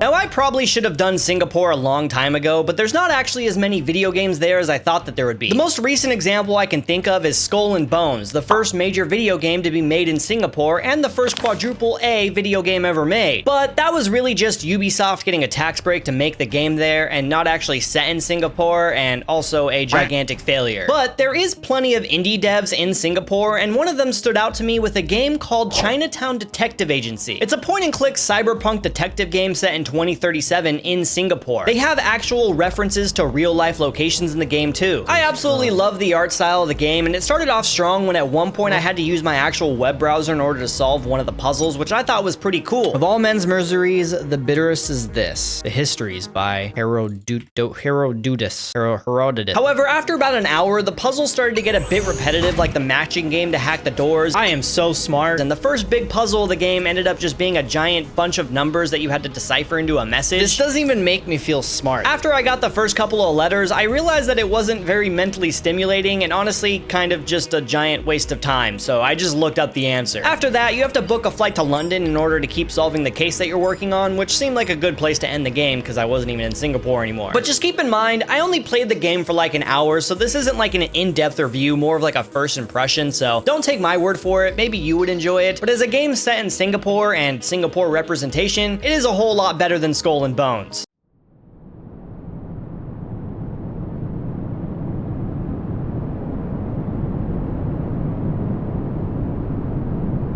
Now, this entire series has been a lighthearted look at every Asian country in video games regardless of politics. But of course, that's impossible to do for a country that is actively experiencing a genocide and the other side that is causing it. Finding video games set in Palestine and Israel is not an easy task, and this is the part where things are gonna get controversial. Sure, there are plenty of games like Assassin's Creed that take place in Jerusalem, except nobody can agree on which country that is. And while not typically a requirement, I felt like finding games actually developed by these countries was an important aspect, and when I did my search for games developed and set in these countries, this is where I find the most interesting contrast. On the Israel side, they have the financial means and opportunity to develop games in Tel Aviv, yet almost all of those games are stripped of any Israeli culture in order to appeal to the mass markets. Games like Raid Shadow Legends. Those that are actually set and based in Israel always have you playing as the IDF and committing violence against Palestinians. The best example of that is a game called Intifada, released all the way back in 1989. That is how long this has been going on for, and no matter how hard you look, you will not find a game that portrays Israel as a victim trying to survive a war. Intifada is just one of dozens of games showcasing the violence against Palestinians, and even back then it was controversial for how it portrayed the violence against them. Now, compare this to games developed and set in Palestine, where there isn't many, because unlike Israel, they don't have billions of dollars of funding from other countries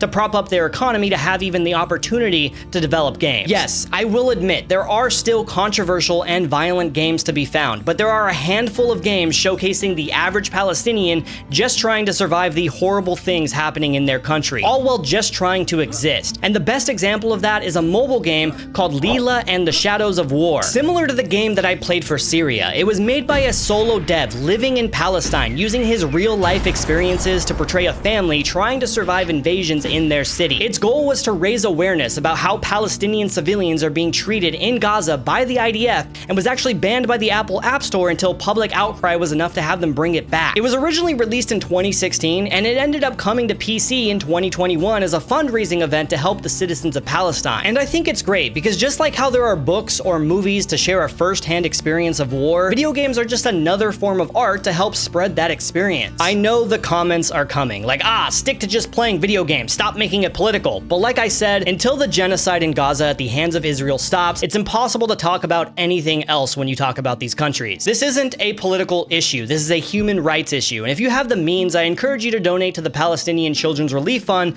to help the children who are suffering in Gaza and free Palestine.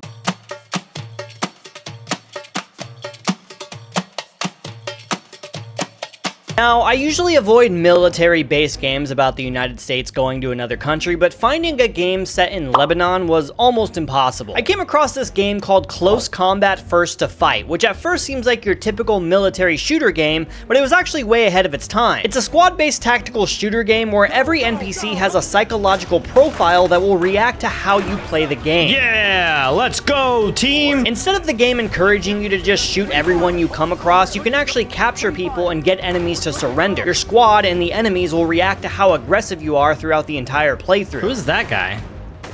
Oh, that's like a journalist or something? Okay. Speaking of my squad, the game makes you feel very immersed, like you're actually part of a team, especially when they start glazing you for your excellent leadership skills. Nice shot, Lance Corporal. Thanks. Thanks for the glaze. I've never even heard about this game before because I was only like 10 when it came out, and this is definitely not a game that any 10-year-old would even be interested in playing, especially how slow and tactical everything is. And ready, team, Go! It's like the complete opposite of Call of Duty. But as for how Lebanon is relevant to all this, well, the game is about sending US Marines to Beirut to stop militant forces trying to overthrow the country after the Lebanese Prime Minister gets sick and sent away to be treated. So even though the game is heavily Americanized and you control US troops and it's about the US military, it is about protecting Lebanon more than anything else. The US and Lebanon are working together, so it'll have to do, and I think the whole game takes place in Beirut as well, so that's pretty cool.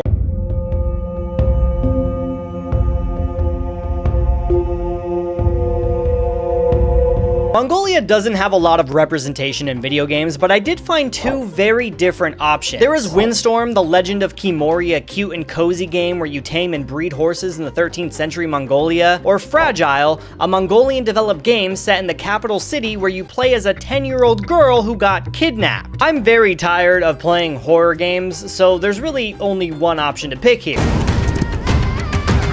Oh, okay, so the horse taming game isn't actually out yet, so it looks like I'm playing the creepy kidnapping game. Released in 2002, Fragile is a side-scrolling 2D puzzle game based on real inspiration of child trafficking issues in Mongolia. I spent about 10 minutes wandering around the city of Ulaanbaatar, taking in all the beautiful sights of the city until I'm promptly kidnapped and locked inside of a creepy room. But since the game is actually developed by a Mongolian studio, they actually included a lot of representation, anywhere from the soundtrack, the setting, the clothes that they wear, everything feels super authentic. But my favorite thing is the art style of the game, which really nails the creepy tone. However, the puzzles in the game are really extremely hard. I had to look up what to do multiple times. See, how would I have known that? At one point, your big ass head breaks a hole in the wall, which gives you a way to escape into a creepy tunnel where you see some creepy mutant boy or something. Oh my god, what the hell is that thing? And he challenges you to a traditional Mongolian game called Shagai. Are we trading?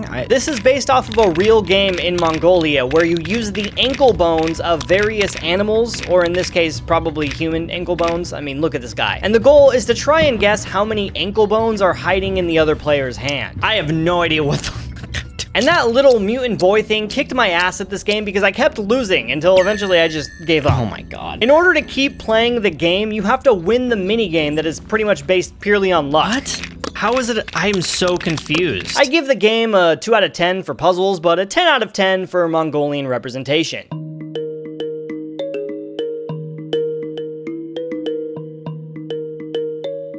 Qatar sits on a small peninsula next to Saudi Arabia, and despite it being the 5th richest country in the world, representation in video games is very lacking. Battlefield 2042 actually has an entire map based off the capital city, but I don't feel like playing another Battlefield game for this series, let alone the one people call the worst Battlefield of all time. Maybe one day, but not today. Instead, I found something way more fun and interesting. Transformers the game released in 2007 and is called The Game both to market it as the game based off the movie and to separate it from Transformers the game that just is called Transformers, released in 2004. That was probably a little bit confusing, but you get what I mean. And since the game follows the plot of the movie, you get 2 different campaigns where you can play as the Autobots, which starts in the suburbs, or the Decepticons, which start in an Air Force base in Qatar. I should get to blow shit up? Oh, hell yeah. I know I typically avoid military games for this series, but technically this isn't a military game, and Qatar is one of the US's biggest allies, and only 12% of the population are actually Qatar citizens, so finding representation is actually pretty hard for anything Qatar related. And honestly, despite this being a tie-in movie game, it's actually a lot of fun getting to fly around as a helicopter, then shapeshift into a giant robot and just destroying everything. Can I blow up these planes? Oh my god, I can blow up these planes. Despite the movie only taking place in Qatar for like a very small portion, there's actually like 4 missions here that the game has, and it's kind of semi-open world, so you get to explore around the big, vast, open deserts of Qatar, so that's pretty cool, even though Qatar is a lot more than just deserts, and this is just a military base, but still, it counts. I mean, they mention it in the game, so it counts.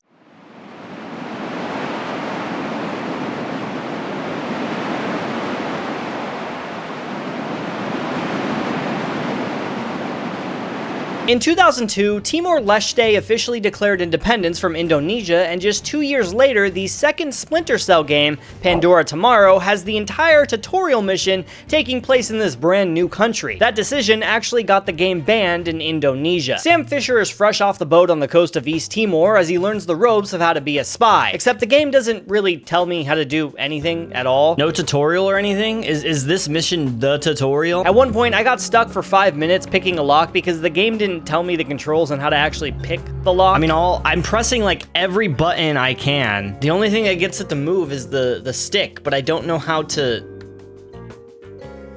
Nothing's happening, and the other stick moves the camera. What am I supposed to do? There was another time that I was stuck on the wall because I didn't realize that I was supposed to stand up. I was like half crouched on the wall, which, I mean, it is kind of amazing the amount of controls and depth to this game, but I just wish it explained it a little bit better, but maybe I'm just stupid. Oh, this game is not doing a very good job of explaining anything. And even though you get a gun in the tutorial, you're not allowed to use it. It's just 100% pure stealth, which really limited my options for beating the first mission after failing it like 4 times in a row. Well, I guess I have to shoot him. I don't really have a choice. What? But they didn't say anything about knocking the guard out and dumping their body in the river. Bye-bye. After successfully getting away with murder and not getting yelled at by my boss, I was finally ready to beat the tutorial mission. Did he drown? I ended up stuck in a loop. Because the body I dropped in the river doesn't actually die until after I hit the checkpoint, every time I reloaded the game, it just immediately failed. Oh my god. And I'm honestly surprised the game was advanced enough to include drowning, but not advanced enough to prevent me from breaking the game just 20 minutes in. As for the game and its representation for the new country of Timor-Leste, it did a pretty good job. I mean, you're in the middle of an island, and it kind of looks like this, I think, right? It looks pretty good, and it's a whole mission in the game, so that's cool. It's the best I could do. I'm really scraping the bottom of the barrel now that we're getting near the end.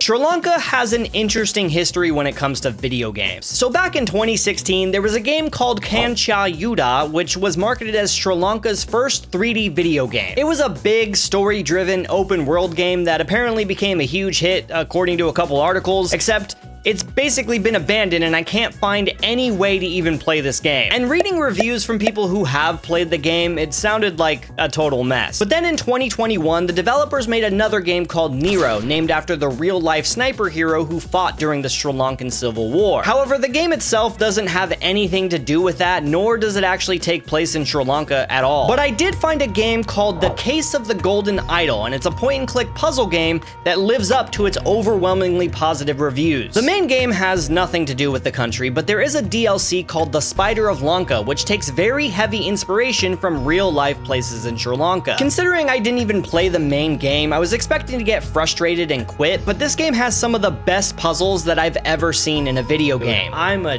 genius. They were challenging enough to make me feel smart for finishing it, but not too difficult to make me want to bash my head against a wall. The first level is like a murder mystery, and you're trying to figure out who killed who over a game of cards, and the music in the background is great. I assume that it's inspired by Sri Lankan music, I think, probably. And you know what? I clicked get a hint at least 3 different times, and every time the game was like, are you sure that you want a hint? You should really try and figure this out, because I bet you're a smart guy and you could do this all on your own. Oh my god, every time I go for a hint, they convince me not to do a hint. And what do you know? I did figure it all out without a single hint or Googling, and now I do feel pretty damn smart now. So thanks, game. I like this game. This game makes me feel smart.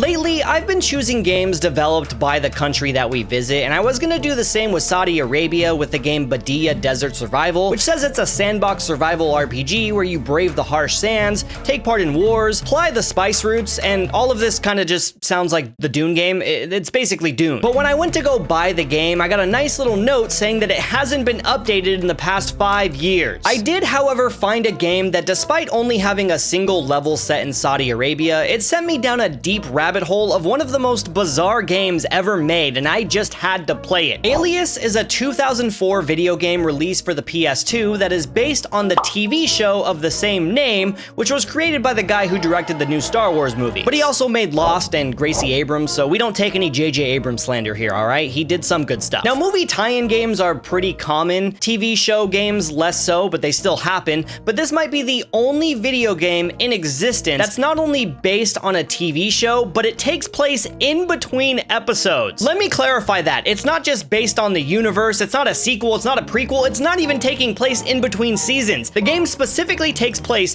between season 2, episodes 19 and 20. Please, correct me if I'm wrong, because that's just so bizarre to me. I feel like this show wasn't that popular. Was there that many people playing this game? I mean, you'd have to watch the whole show to understand what's going on. The game also did something that movie tie-in games usually can't do. They got the original cast to do the voices for the game, which I mean, the only name I recognize here is Jennifer Gardner, so I guess I'm not that impressed. In fact, it probably just would have been better if they hired actual voice actors because everyone's delivery feels really dry. Find a place to hide. Well, everyone except Quentin Tarantino, who's also in this game. You're probably gonna have a barium hangover, and trust me, those are the worst. Is that Quentin Tarantino? As for the game itself, it's kind of like a Splinter Cell, Hitman-like knockoff, except, pretty terrible. Do a cool flip, Jennifer Gardner. The combat is extremely clunky. Do I just do this? Do I just do this over and over? This is taking too long. They're coming. This is taking too long. Come on, do it faster. The camera angles suck. Don't do it. Don't do it, Skyler. Don't. And the character models are just absolutely ridiculous. Oh, bro, how is she walking like that? I look like a spider. But don't worry. They made sure to invest a lot of money into accurately scanning Jennifer Gardner's face into the game, which looks really good for this being 2004, I'm not gonna lie. Anyways, after about 3 hours of some painstakingly annoying gameplay, I finally, barely, are you kidding me? Oh, you're a bitch. You're a bitch. Made it to the second mission, which takes place inside of a Saudi Arabian museum. Wow, look at all this culture.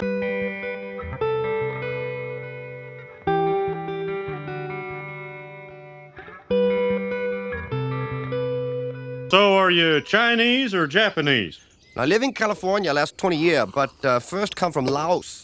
Huh? Laos suffers from a supreme lack of video game representation. Black Ops and Black Ops Cold War both have missions set there, but like most video games featuring Laos, they focus mostly on the Vietnam War. And for the country that has been bombed the most per capita because of it, there was no way I was gonna choose Call of Duty. Instead, I found a strategy game where you control a giant monster and destroy the city of Vientiane, but I mean, at least it's not the US military that's doing the destroying this time, it's a giant monster, so. The game is called Kaiju A Go-Go, and strategy game is kind of a loose term here because all you do is just click around and wait for your little monster to destroy a building and then move on to the next city. I really don't see how there's much strategy behind this. I mean, is this it? I just click and destroy stuff? But to be fair, maybe I didn't play the game long enough for it to get more complex because thankfully, after destroying the capital of Senegal, I was able to head straight for the capital of Laos. Let's go attack Laos. And even though the game itself was pretty basic, the cities you visit are actually really well detailed, even recreating the actual layout of the city and including a couple landmarks too. Oh yeah, wow, that's an actual like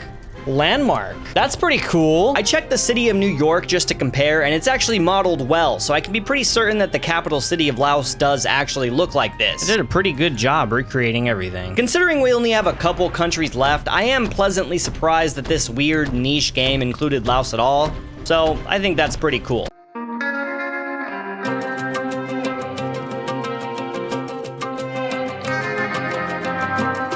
Just like most countries in the Middle East, Yemen suffers from a severe lack of video games there, even in the war genre. However, if there's two series I can count on to knock off a random country with limited choices, it would be Tomb Raider and the Uncharted series. About halfway through Uncharted 3, the rest of the game mostly takes place in Yemen, and thank God for that, because I do not want to play hours of another Tomb Raider game. I barely even want to play hours of this game, to be honest, because I beat it back when it first came out in 2011, but there's just so many other good games that I'm trying to play right now that just came out, like Silksong, Hades 2, Dying Light the Beast. I want to play those right now instead, but I gotta play Uncharted. But if I was stuck playing 4 hours of a game just to get to Yemen, I'm glad it's Uncharted 3, because this game is literally peak video games. That's basically a movie. Who am I playing as? I probably shouldn't have skipped it, but hell, it's a way better movie than the actual Uncharted movie. Oh my god, dude, this is peak right here. Tom Holland and Mark Wahlberg have got to be like the worst miscast for a video game movie ever. I still just don't understand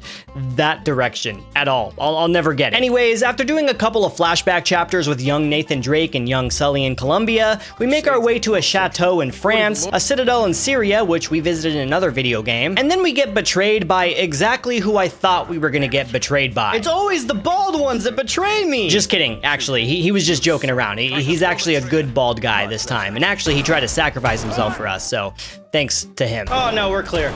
I'm sorry I doubted you. But finally, 3 hours later into the game, we step off of the plane and into Yemen, and we meet up with my ex-wife, who immediately clears up the plot hole on why a woman is allowed to be in Yemen in the first place. You're still wearing it.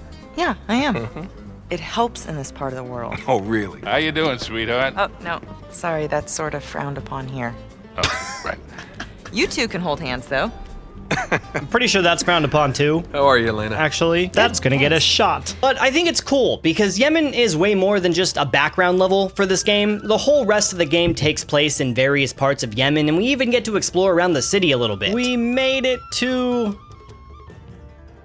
unspecified city in Yemen. Wow, look at all this culture and signs. Everything from the signs on the walls being in the native language and people walking around in local clothing, all the way down to the beautiful architecture of the building. Is it just me? Or does that building look like a giant penis?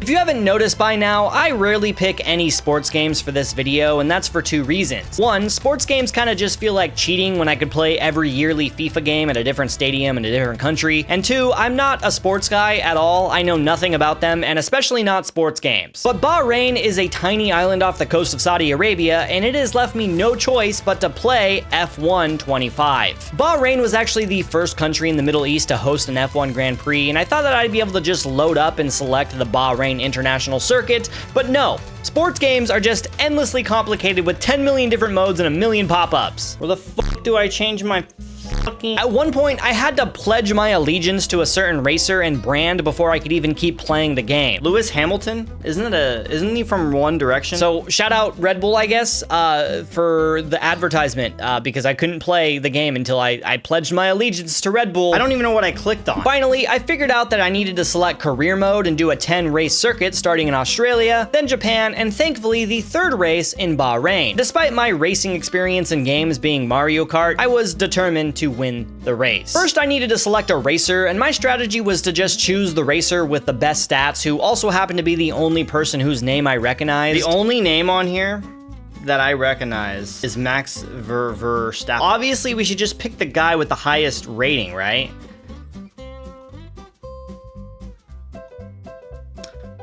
That feels a bit targeted. Why does he have the worst rating? I know nothing about F1, but that feels a little weird. These guys all have 90s, and then he has a 76. Then I watched some cutscenes and signed a contract that asked me to set a target for my skill level in order to be paid, I think. I actually don't really know what's going on, but I cranked that down to not lose less than 4 points because, come on, let's be realistic. I'm not gonna gain any points here. Like, come on. She seems pretty happy that I'm confident I'm gonna go down 4 points. Now, my only reference for career modes in sports games is WWE SmackDown vs. Raw 2007, but holy shit, the menus in this game are confusing to navigate. Like I said, I know nothing about sports games, so like there's just a million pop-ups, and I thought I could just race, but no, before I race I have to like sign a contract and go on a computer and do some meetings and read and watch a bunch of cutscenes. Sports games are weird.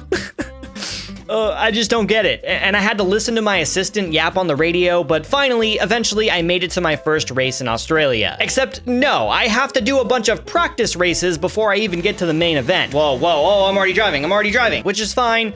You know, practice races, they make sense. Now, I consider the races in Australia and Japan to be the practice for Bahrain, so I ended up figuring out how to skip the practice races, which probably wasn't a good thing because now I was placed 19 out of 20 on the grid. Oh no. Oh no, I should have simulated it. Oh no. Which, thanks to my experience in Mario Kart, I know that that is bad. It's actually really, it's horrible. It means I'm last. I'm last to take off. It's not good to be 19th out of 20. And surprisingly, the first race didn't go as bad as I thought it would. Wait, why am I going through here? Oh, this is gonna slow me down. I'm already doing a pit stop. Go faster! Come on! Despite getting 19th place, it wasn't last, so that's already a head start. And I actually had the fastest lap out of anyone by a whole 4 seconds, but my bad grid position and horrible start really set me back, but it did leave me feeling pretty confident for the next race. I mean, it's not It's not 20th. Now it was time for Japan. So for the previous race, because I skipped all the practices, that is what got me my bad grid position. But I kept seeing something in the menus about simulating, so I thought that I originally messed up, because instead of skipping them entirely, I was actually supposed to simulate the practices. It's all very confusing, but it made sense in my head at the time. So this time in the menu, I made sure to hit the skip and simulate button at the bottom, meaning that I was simulating the practices instead of skipping it. I thought that I got a bad position because I skipped the races, not simulate. Do you understand? Do you understand what I'm saying? I hope I'm explaining it. Are you kidding me? I skipped the whole race. I skipped the entire race, all of it, the whole thing. Japan was supposed to be my big practice before Bahrain, and I skipped the entire thing. I meant to skip the practice sessions, not the whole thing. Oh my God, how did the AI do? The AI probably did worse than me. Where am I? Oh wait, I'm 11th now, actually. The AI actually did better than me, putting me at 11th place this time. So that kind of hurt my ego, but it's fine. You know what? I had the fastest time in Australia, and I was feeling confident that I actually had a shot at winning here. Finally, about an hour in, I made it to Bahrain, which made me realize that I was pronouncing the country wrong the entire time. Let's get on with it. It's qualifying for the Bahrain Grand Prix. Oh, sorry, my bad. I've been pronouncing it wrong. Bahrain. And instead of skipping the qualifier race this time, I actually did it, and I got a grid position of first, baby. I got first grid position. Let's go! Way better than when the computer did it for me. This was perfect. First position, I had a ton of practice, and by a ton I mean one race, but as long as I didn't mess up too hard, I was basically a shoo-in to get at least third or second or first place in the race. It was time for the real thing. Things started off great. I learned how to use the clutch and take off properly this time. No! I tried to do a penalty. I already got a penalty. My first lap was going so great, they actually had to pull me into the pit because of how good I was doing, and they needed to make it fair for everyone else. No, it's because my penalty. No, I ruined my pole position. Come on, go faster, go faster. Oh my God, that knocked me all the way to 4th. Oh, it's knocking me to 6th. Oh, I'm all the way to 9th. Oh, it's not stopping. I'm in 13th. Oh no. But despite that minor setback, I was slowly learning new strategies to get ahead again. Yes, get past, bitch. In fact, the other drivers were so jealous of my shortcuts that they had to give me a warning for it. What do you mean warning collision? He collided with me. Unfortunately, some of the other drivers were driving like maniacs and they kept crashing into me, which messed up my front left wing pretty bad. Oh God, why am I... Oh no, oh no. They begged me to go in the pit to fix it, but I'm Max Verstappen and I am not a quitter. No. But despite all of those little minor hiccups and officials trying to stop me from winning, I still came out in 6th place. Oh my God. I went from 19th place to 6th place in just one race. Racing is so easy. Oh, and I was supposed to be talking about Bahrain a lot here, but the track is based off of the real life track. And like I said, Bahrain was the first country to host the Grand Prix in the Middle East, and they also won an award for Best Organized Grand Prix in F1. So F1's a pretty big deal there. Big culture in F1, they love it there. So I guess this is a good game to showcase for it. So if I had to finally play a racing game for one of these countries, I'm glad it was Bahrain.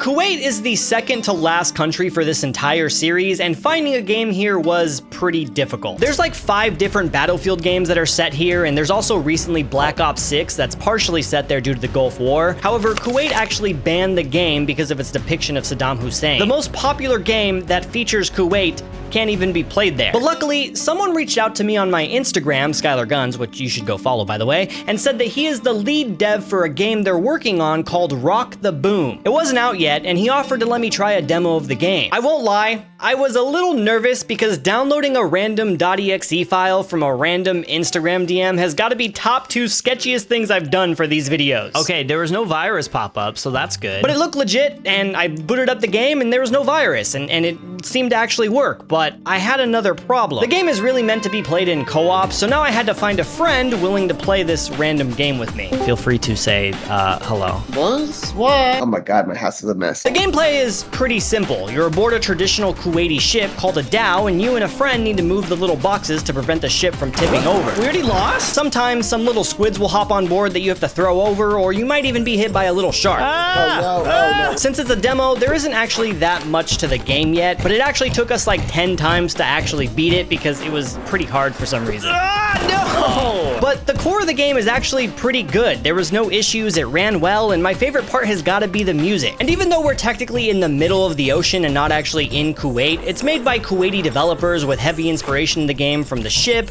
to the music to even the clothes that your character wears. The ship even uses the original Kuwait flag prior to its independence from Britain. No, come on, yes!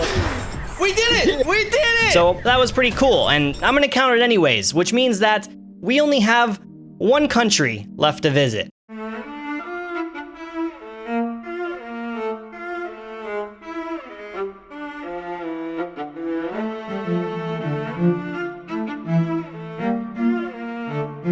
In the far southwestern corner of the Pacific Ocean sits the island of Borneo, and it's split up and owned by 3 different nations. Indonesia, who owns a majority of the island, Malaysia with a little over a quarter of the land, and at the northern tip of the island with just 1% of the land is the tiny country of Brunei. With a population less than the lowest populated state in the United States, I think you can see why I had to save this country for last. On the Wikipedia page for video games set in Brunei sits a single video game, Virtua Tennis 4. Why is this random tennis game from 2011 the only video game to have any mention of Brunei? I don't know, but it was clear I had no other choice. Now, after booting up the game and exploring around the menu, I realized something between this game and the last sports game that we played for Bahrain. Unlike F1 25 that lets you just race on any track, and I was too stupid to navigate the complicated menus at the time, Virtua Tennis 4 has a bunch of courts that you unlock from playing the World Tour. I looked really hard for any kind of cheat code to unlock everything, or a mod, or a save file, anything. But alas,